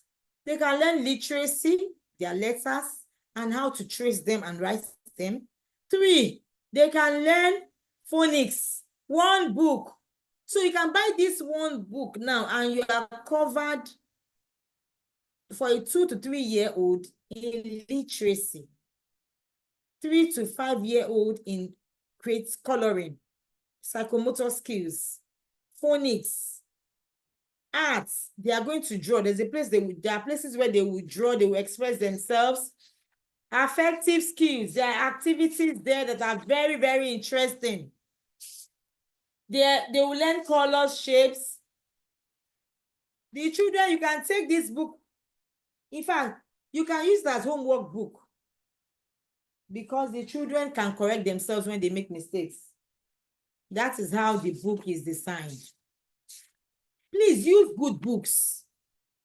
As a small school that is just starting, that is what will make you. Don't say we are just starting. You then buy 20 books, all local books. So why did you start your school? To just be a regular school? Just because you don't have money to start big. There is no advantage for starting big. If you don't know how to manage that bigness or whatever it is, the school will close down. There is no advantage for starting big. I'm saying it again. So don't say you don't have money. Just save a little that you have and start. And start with quality. Please, the standard of education is dropping. Because we have quack schools. People start and they don't know what they are doing. And they render, you see them educated people and they are rendering substandard education. Why? Just let them get 2, 3 books for preschool, a 3-year-old. 3 books is enough. 3 books are enough. Then 1 book can teach 3 subjects. And then the book, you are sure that the book you are buying is quality. You are sure that the book you are buying, the child loves that book. How will your child see your book and be running away and say he doesn't want to write? Look at the book now. How will a child see this book and say, I don't want to write? I don't want to. When they see, they'll start, I hope you cannot see me. Saying, but I want to write. Saying, but I want to write. Saying, but I want to write. That's what you hear. I say, I don't want to write. I don't want to write. Your school? No, don't do that. Don't make school boring for children. Please. Look at the book now. Another content you have there says, what it is. Actually, the book is EYFS based. Okay, EYFS curriculum. So there are so many activities. It's not Montessori that will just streamline activity to one particular type of activity. Look at this. I recommend EYFS, by the way. But in our school, we do Montessori because we do practical life. Practical life is Montessori. Okay. Yes. We use Montessori materials, but we don't follow the curriculum in total because the real Montessori curriculum, people blend it. Are we listening? Those that want to start school, they blend Montessori curriculum. In Nigeria, Montessori curriculum is not really profitable. It's expensive. And parents in Nigeria don't understand. They'll keep complaining, my child cannot write 3 years, 4 years. And in Montessori, you don't have to write until you are 5+. Nothing will happen to your child if your child does not write at 5+. But in Nigeria, your school will not sell. You know Nigerian mentality now. They want children to write at 1+. So you have to balance it. Especially when you're starting small. It's not easy. You have to balance everything. So you can't use pure, I recommend, just my recommendation, pure Montessori. Because if you're using pure core Montessori, study the curriculum. They write from age 5. Study the curriculum. The other classes, 2, 3 years, 4 years, they do practicals that help enhance their writing skills. Okay, so I had to study all the curriculum in order to be able to choose what we want for our school. So look at this now. You can see it's so colorful. That's EYFS for you. They attract the children with colors. So write out the names of the animal. What did this say at the zoo? All these animals you see here, the children have learned them in the previous. All the animals that you see in the zoo and more, the children have learned them. As you can see, the children have learned these animals. They know them already. Okay. So can you see that?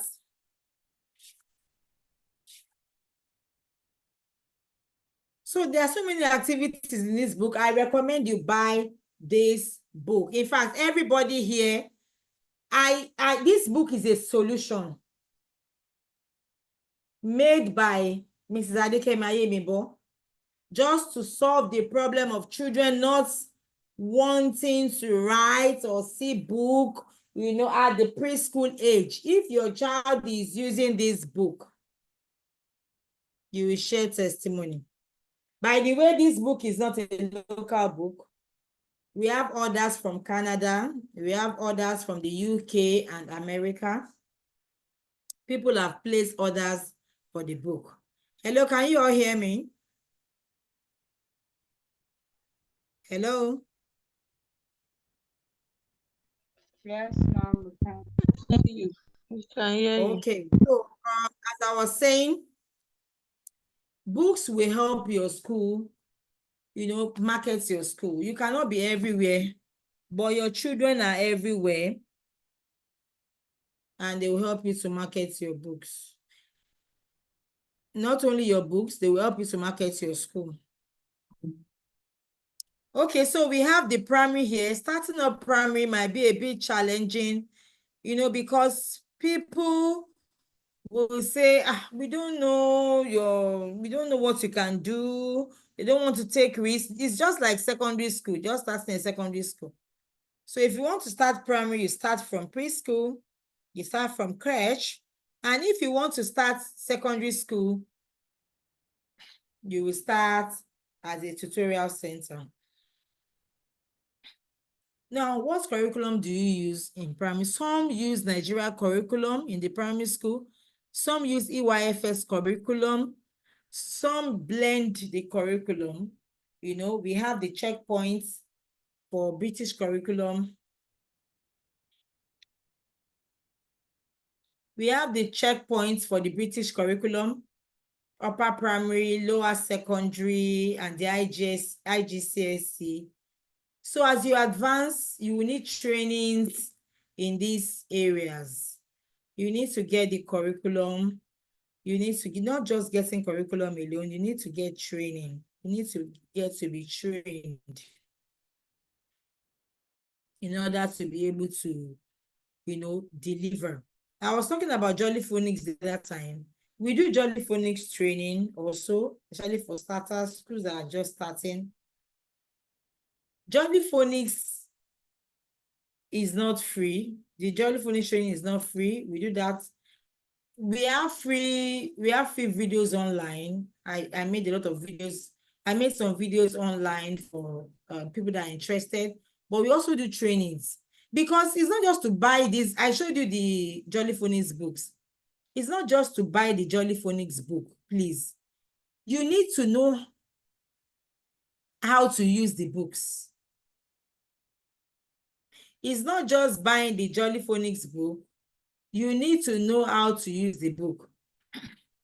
Just like the Phonics Animal Adventure book I was talking about. This book is not just to buy the book. You need to know that 4 subjects are in this book. This book is 7,500 naira. So somebody will say, why should I buy a book for 7,500 naira for a 3-year-old? Is that not too expensive? Then I'll say, yeah, it's very expensive because of the quality. Instead of buying 3-4 books of low quality, why don't you buy just this one book? Because your child will be overwhelmed and you give them 4 books in 1 period or 2 periods. But this one book, once the child has colored A, he has achieved the psychomotor goal. He has achieved the phonics goal. And he has achieved the literacy goal of tracing letters.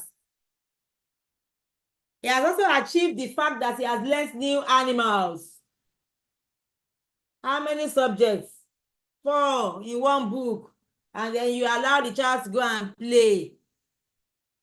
Unlike the child that would use 4 books, each subject. Before the child will be done, he's already tired and your school is boring.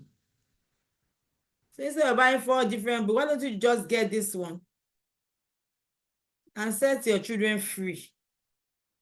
It's preschool. Preschool should be fun. It should be more of activities. Your primary school should be more of activities, hands-on. Don't let them be buried in books, too many books. They don't have time for practicals. Go to India and all those other places. They concentrate more on hands-on. What the children, and that is, you know, remember our quotes. What the children gain when they have forgotten what they learned in class. You remember that quote? So that is it. What can your children do when they leave the class? Do you know in some countries they don't write exam in primary school? Imagine in Nigeria, you don't write exam in primary school. Some children will never learn anything. Because all they learn is how to write exam. How to pass common entrance from primary 4, primary 5. That's all some schools concentrate on. How to pass exam. How to pass exam. That is all some schools concentrate on. So when you remove common entrance, they have not learned anything in school. And some parents, that's all they are after, how their children will pass common entrance, how their children will pass common entrance. When you remove that, they don't value. They can take their children from 8 years, 9 years to secondary school, not considering that the child has to be balanced. So I haven't talked about the curriculum. There is no time to do training on curriculum here. I'm not a curriculum training expert, but I can train on Johnny Phonics because Johnny Phonics can market your school. When your child is going to primary 1 and can read very well, how many schools can achieve that? It is through Johnny Phonics, through these books that I'm talking about. Your child will read, and then you have value that, oh, wow, they are trying in that school. What about the secondary school? Well, how do you make your secondary school outstanding for those that are just starting secondary school? You are thinking of starting big and you are looking at big schools. How will you cope with them? You can start small, add value, concentrate on one subject that you know that will market your school. Not that you will not teach other subjects, but if it's maths that is your strength, mathematics, just focus on that. Train them very well. Take your children out for competition. You will thank me later. They will start shouting, your school is the best school. Meanwhile, it's just mathematics that made the difference. The best school, best in mathematics, best in spelling bee. Focus on a particular area you know you can work on very well and make a difference. And then you will understand that all these things are to market your school to grow. You just have to have vision. You just have to have a goal.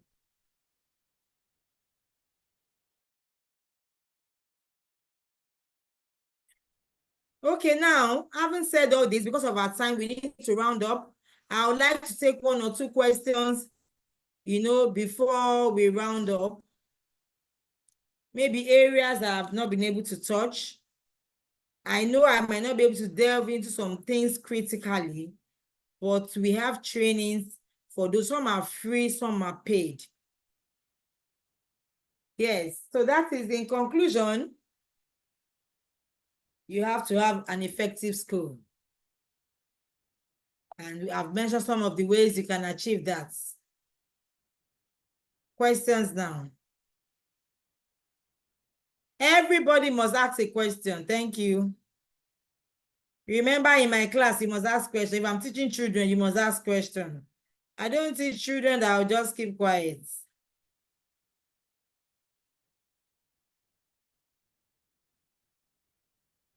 You can use the chat box or unmute your mic. How do we transition tutorial center to secondary school? Okay, that's a good one. So this was my plan then. I had a tutorial center, a tutorial where I sent teachers to teach children at home. I also do the work myself. You can start with that. So it will be like online tutorial. Can be do online and on ground. So with that, parents will know you. You want people to know you now. So that's what you want to achieve. The other one is for them to come and meet you at your location if you have a good place. So they will start coming, When they don't have trust in you, maybe after 1 or 2 years, you tell them my school is starting in September, who will not come? They will come now. They will come. So please, in a situation you need to add secondary, how do you separate it from primary in a single small building, say 4 rooms? Yes, if you have an extra space of a room, you can start the secondary school there. If it's not convenient, then you might look for a bigger space if all the rooms are occupied. It is better you have all the rooms. If you have preschool and primary, and you have only 4 rooms, and you see that preschool and primary is still growing, please hold on the secondary school. That means the preschool and the primary are still your strengths. So it's still growing, so don't choke them up and end the transaction. So they are coming, let them keep coming and fill the old 4 rooms, and then you get another place for expansion and the primary and the secondary school. Can I start a school in my residence where there are 2 schools on the streets. Okay, there's a requirement for the government. There's a particular kilometer, I can't remember now, but people don't follow it. People don't follow it. When you want to get your school approved, if you don't have a building yet, you can't be looking at the school is too close. You don't have a building, but when you want to get approval, you look for a place that is not too close to another school. Do you understand? That's at the point of approval. How can we get the Jolly Phonics books? Okay, you that want to get the Jolly Phonics book, contact me. I will tell you how to get it. Then you want to get the Phonics Animal Adventure also. This Phonics Animal Adventure, everybody on this platform have to buy it. I told you it's my book. Because we are here, I'm going to sell it 6.5. The book is 7.5. Please, the 6.5 is off record because this book is worth 1,000 and 10,000 naira. This book is worth 10,000 naira. That's the worth. Buy it, take it anywhere. Buy it, take it anywhere, they will tell you. But for the purpose of this training, we are getting it for 6.5. If you buy 10, it will be delivered to you freely anywhere in Lagos. That means you want to buy it for your school. Please, if you buy this book, you will share testimony in my next training. Okay, any other question? If you're on this platform, please start getting ready to buy this book.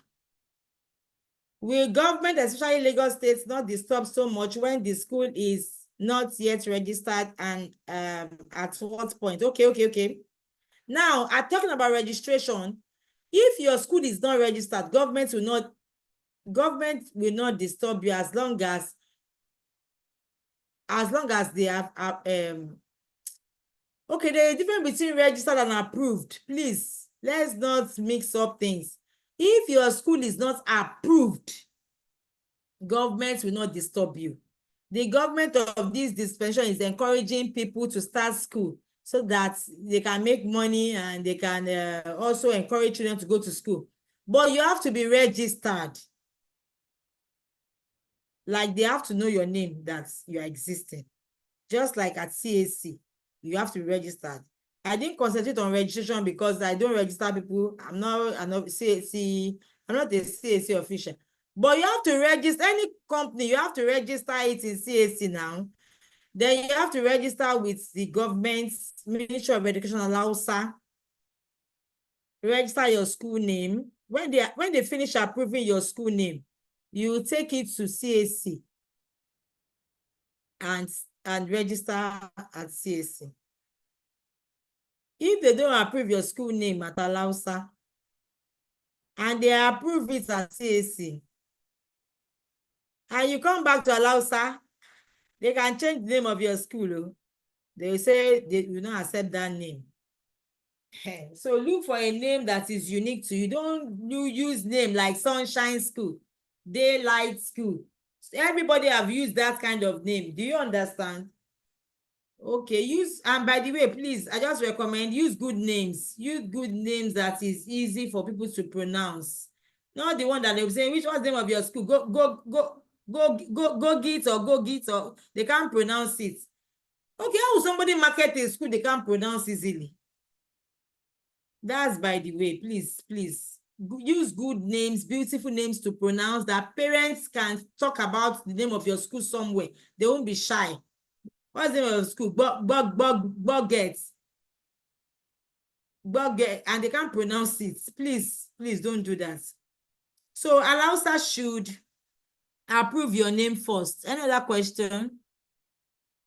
Is there any other question I've not answered?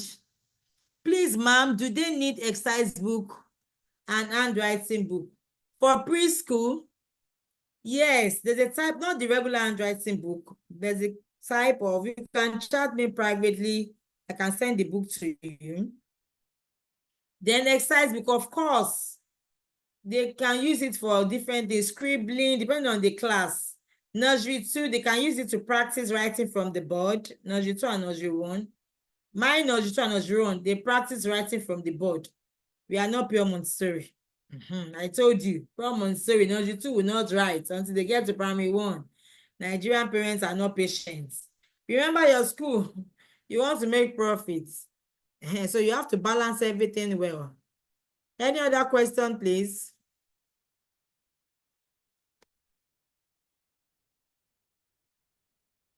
We are taking questions now.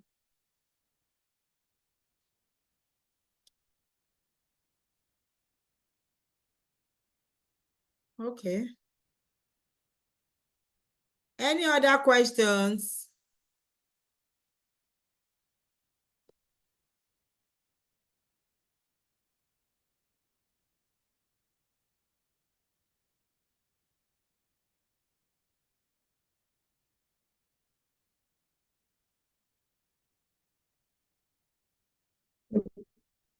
Okay, so I'm dropping, I'll be dropping in the group when we are done now. Those of us that are interested, please, in the book. In fact, everyone should be interested, whether you have a school already or you are just starting your school, you should be interested in this book I'm talking about. And it's also a way of supporting the work, the ministry. But if you use this book, you will share the testimony. All these books I've recommended, and the Jolly Phonics Animal Adventure.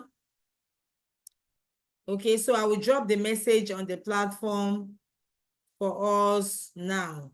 If you need any of the videos I talked about earlier, and you have answered my question and you have contributed in this training, please chat me. I want to show us all the videos again. We have videos for all the trainings here.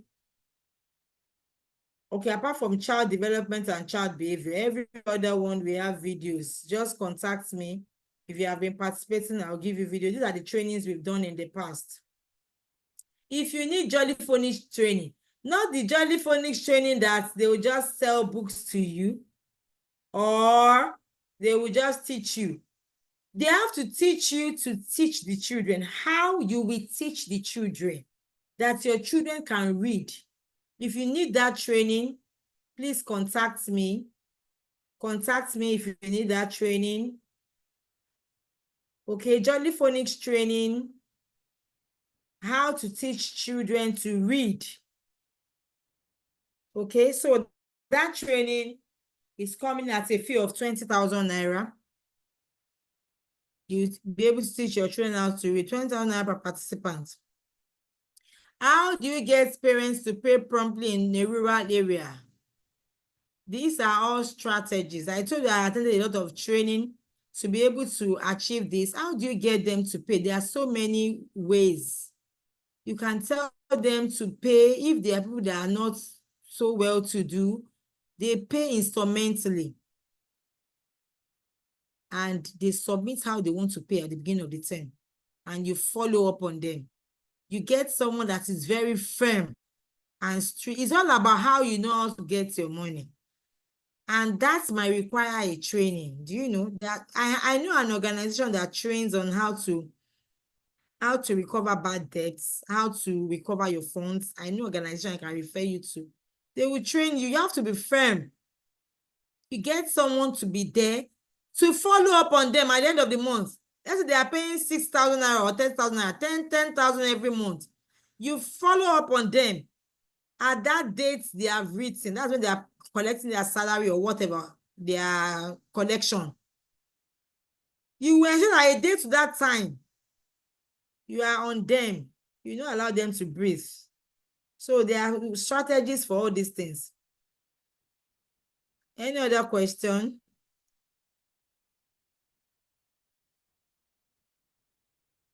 Okay, so if there are no other questions, I want to get feedback from us, what we have learned about today's training. So you are going to write out your learning points, the things that you learned, your learning points, 4 things you learned from this training. And especially for those of us that just want to start, you are going to write your action points, what you have learned, and what you are going to start doing to start your school. Some of us now, we have seen that we are not yet ready. So what do you start doing now? You're going to write them out and send it to the group on WhatsApp. Then those of us that have started our school already, write out 4 things you have learned during this training and your action plans, what you are going to be doing differently. I will be expecting them. After typing them, you send them to the group. Thank you very much for joining. You have spent a lot of time. Thank you for your time. God bless you. Have a lovely night rest. Bye for now. Any comments before we close? Yes, ma'am. Please, how do we join the group? For some of us that saw the link on like a friend's status or something. Okay, so click on that. What link did you see? The Zoom link or the WhatsApp link? The Zoom link, ma'am. Okay, it was the Zoom link you saw. Okay, I'm putting my phone number here.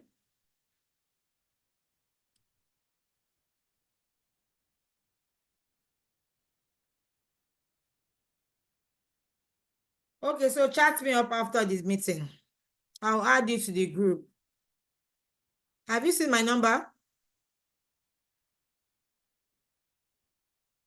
Yes, ma'am, I've seen it.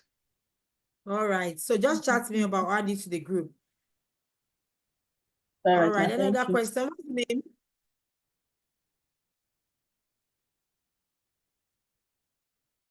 Okay, Mr. Emmanuel is saying thank you so much for the training, ma. Oh, I'm so sorry. I didn't answer your question. What's the question? Can you unmute your mic?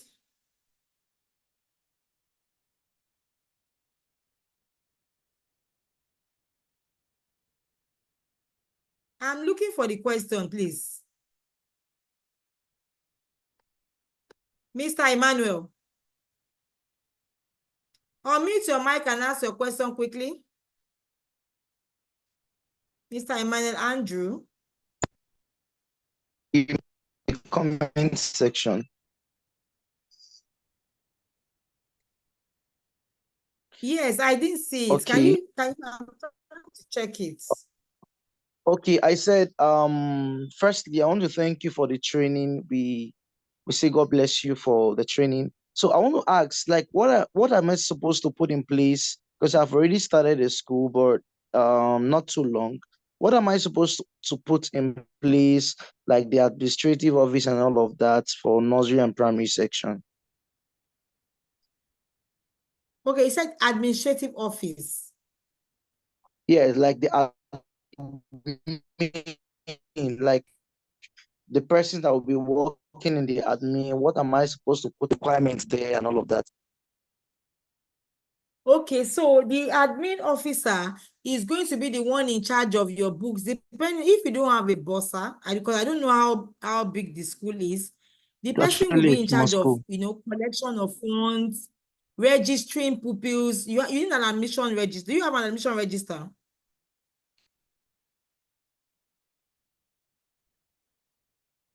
Hello, can you hear me?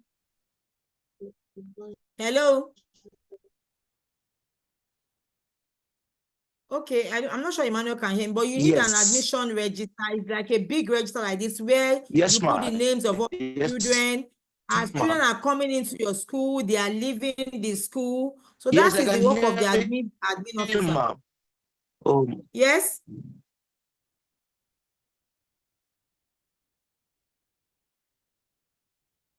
Hello? Then the registration. There are files that the person is going to handle. The files for the incoming pupils, as they are coming in, those that are graduating, as they are going out, there should be proper record keeping.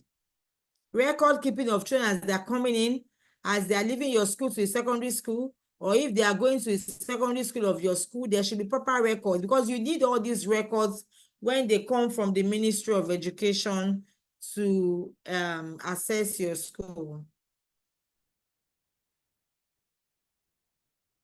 And if it's the same person that is in charge of accounts, the same thing applies. You should have an accounts book, both offline and online.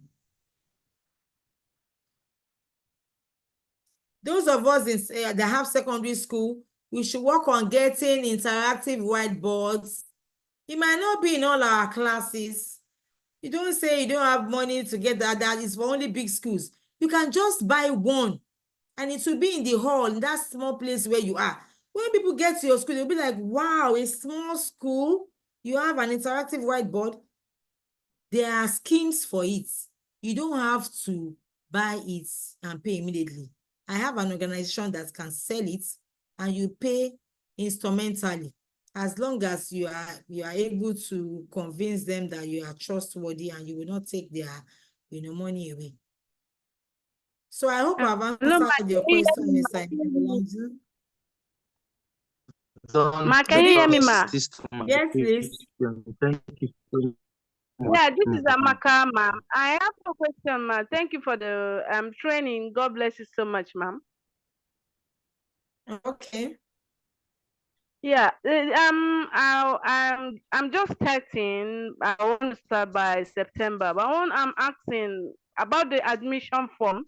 What should we what should I put in the admission form? Okay, the admission form, you are going to have different columns, the biodata, that's the child's details. Can you hear me? Okay, ma'am. The child's Yes, ma'am. details, date of birth, gender, full name, you can put as you want in the certificate and all. Okay, so if you chat me privately, I can send you a sample. Then the parents' details. The parents' details, very important. Some go as far as the kind of work the parents do, you understand? The office number, in case they cannot reach the, what's it called now? The mobile number, they get their office number. Then you have the column from health details. Does this child have any allergy? You know all those things now, that they ask some major things in the hospital. So that if a child, some parents will come, they won't tell you that the child is asthmatic. Yeah. And you just be embarrassed. You just see that one day the child started, you just go, is this child asthmatic? Something you didn't prepare for. Some you even ask them verbally, they will say no. But record, you put it down. What medical challenge does this child have? If you have put it down in the paper that there's nothing, the school is not liable. Do you understand? Because you have to make it known that this child has a particular challenge to the caregiver. It's very important. Yes, ma'am. Okay. Okay, ma'am. Thank you so much. Your form should have medical history. That's the way you talk about if the child had any allergy or anything, any medical problem, apart from the biodata of the stakeholders. Okay. Okay. Okay, ma'am. Thank you, ma'am. I still have questions. Sorry. Don't be annoyed, ma'am. No problem.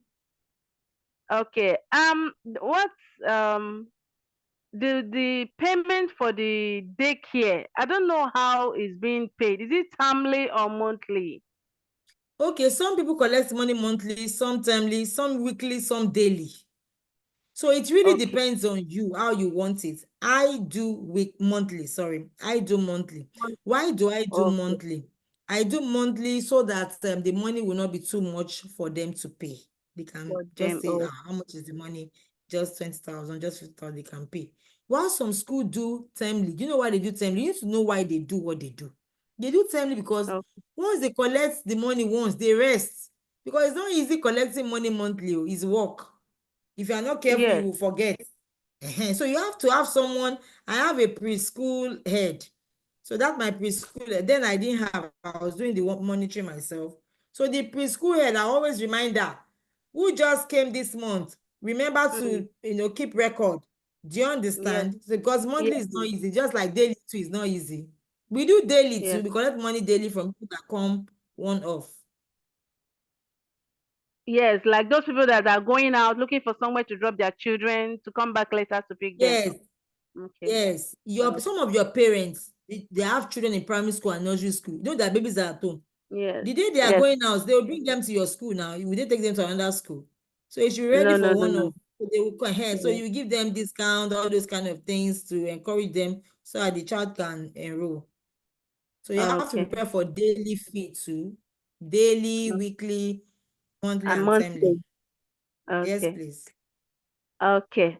Okay, ma'am. Thank you. I'm starting both daycare, nursery, and preschool. So that's my Okay. plan. Yes. So Okay, that's very but good. How is your yeah. space? How My is your space space? I'm using my sitting room for the meantime, and so I think from now, Okay, let you me see want to how far be it like goes. me, right? Yes, ma'am. Yes, ma'am.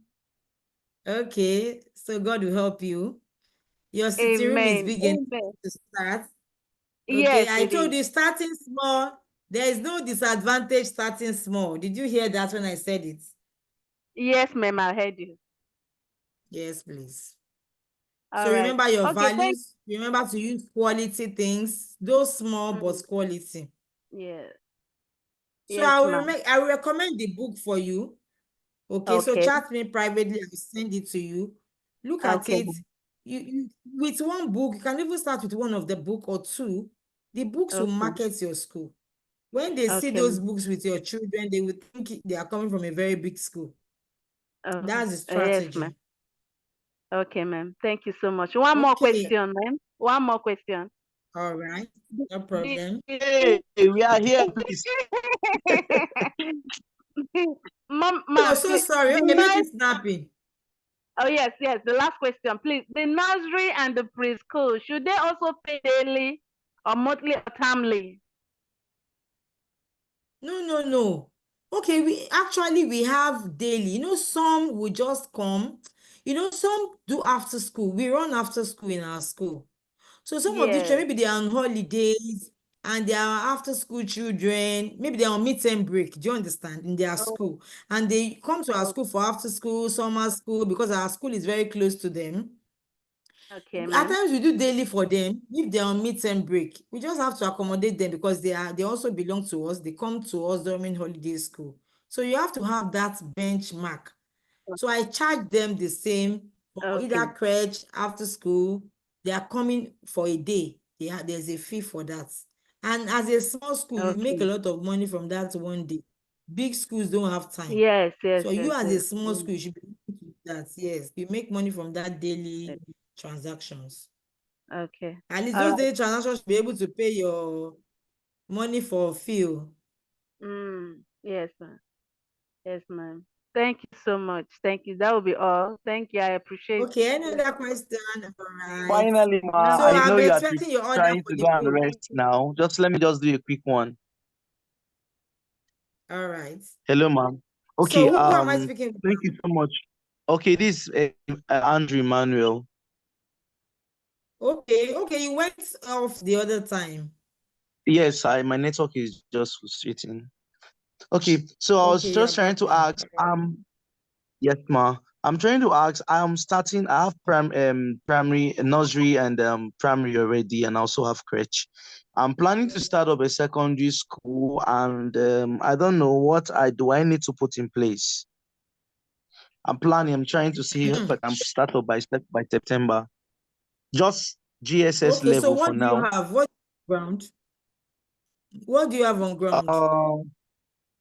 Okay, I just got this. I have my scheme of work for now, I think, and just to prepare the What environment. scheme I of work think are you that's using? what, What scheme of work are you using? I'm using NAPS.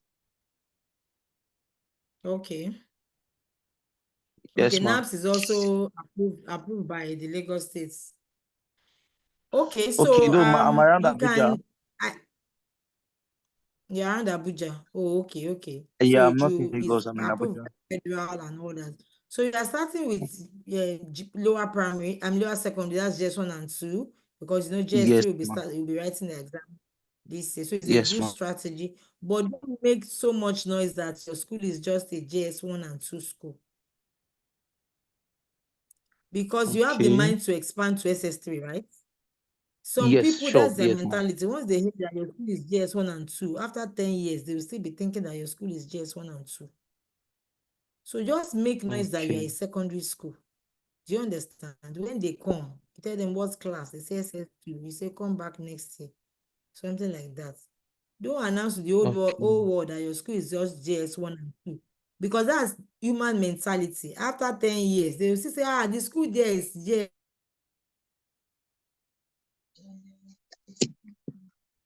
Oh, I have to step out. This network must allow me to talk.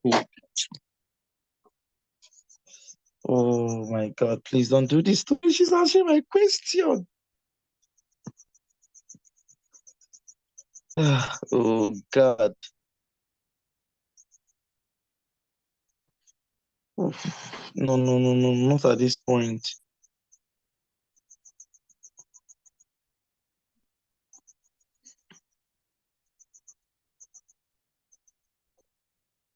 Hello, can you hear me? Hello? Bad network. I'm outside. Yes, I You can can hear you, hear ma'am. me now. Okay, did you hear when I said Yes, ma'am. that don't emphasize too much that it's just JS1 and 2? Yes, yeah, yes, ma'am. Yes, ma'am. Okay. So you have your curriculum, you have tried to ensure that you give the best. Look at Okay. your strength. I don't know your strength, but look at your strength and really work with that strength. Yes, ma'am. What's your strength? Do you know your strength in the secondary area as a person? Yes, at least basically my maths and English. I think God is faithful in that aspect.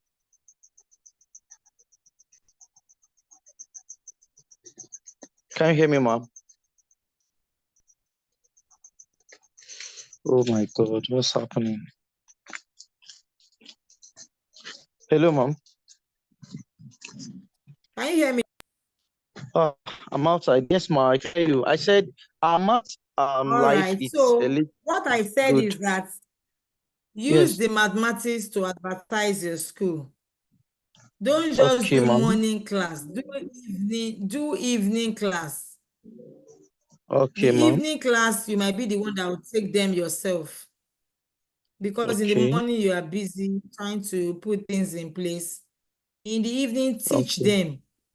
Those people you have taught will advertise you Sure. and come. Sure, ma'am. So do Okay. tutorials, tell them you have secret for mathematics and all that. You know, Okay. a lot of people are lagging in the area of maths. Yes, ma'am. Yes, ma'am. So that can be a bait. Okay, ma'am. Okay. Any other questions? No, you've done justice to this question. Thank you so much, ma'am. If there's anything, I'll just chat to you privately. All right. Thank you so much, Thank you ma'am. all for joining. All right, ma'am. Thank you very Do much, man. we appreciate, ma'am. I'll be waiting for your learning points, what you learned in the training, and your action plans. These are very important. Don't just write it in your book. Send it to the group.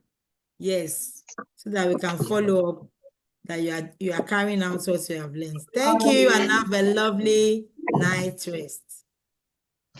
Good night. Thank Thank you. you. Bye, man. Bye. Bye. Bye.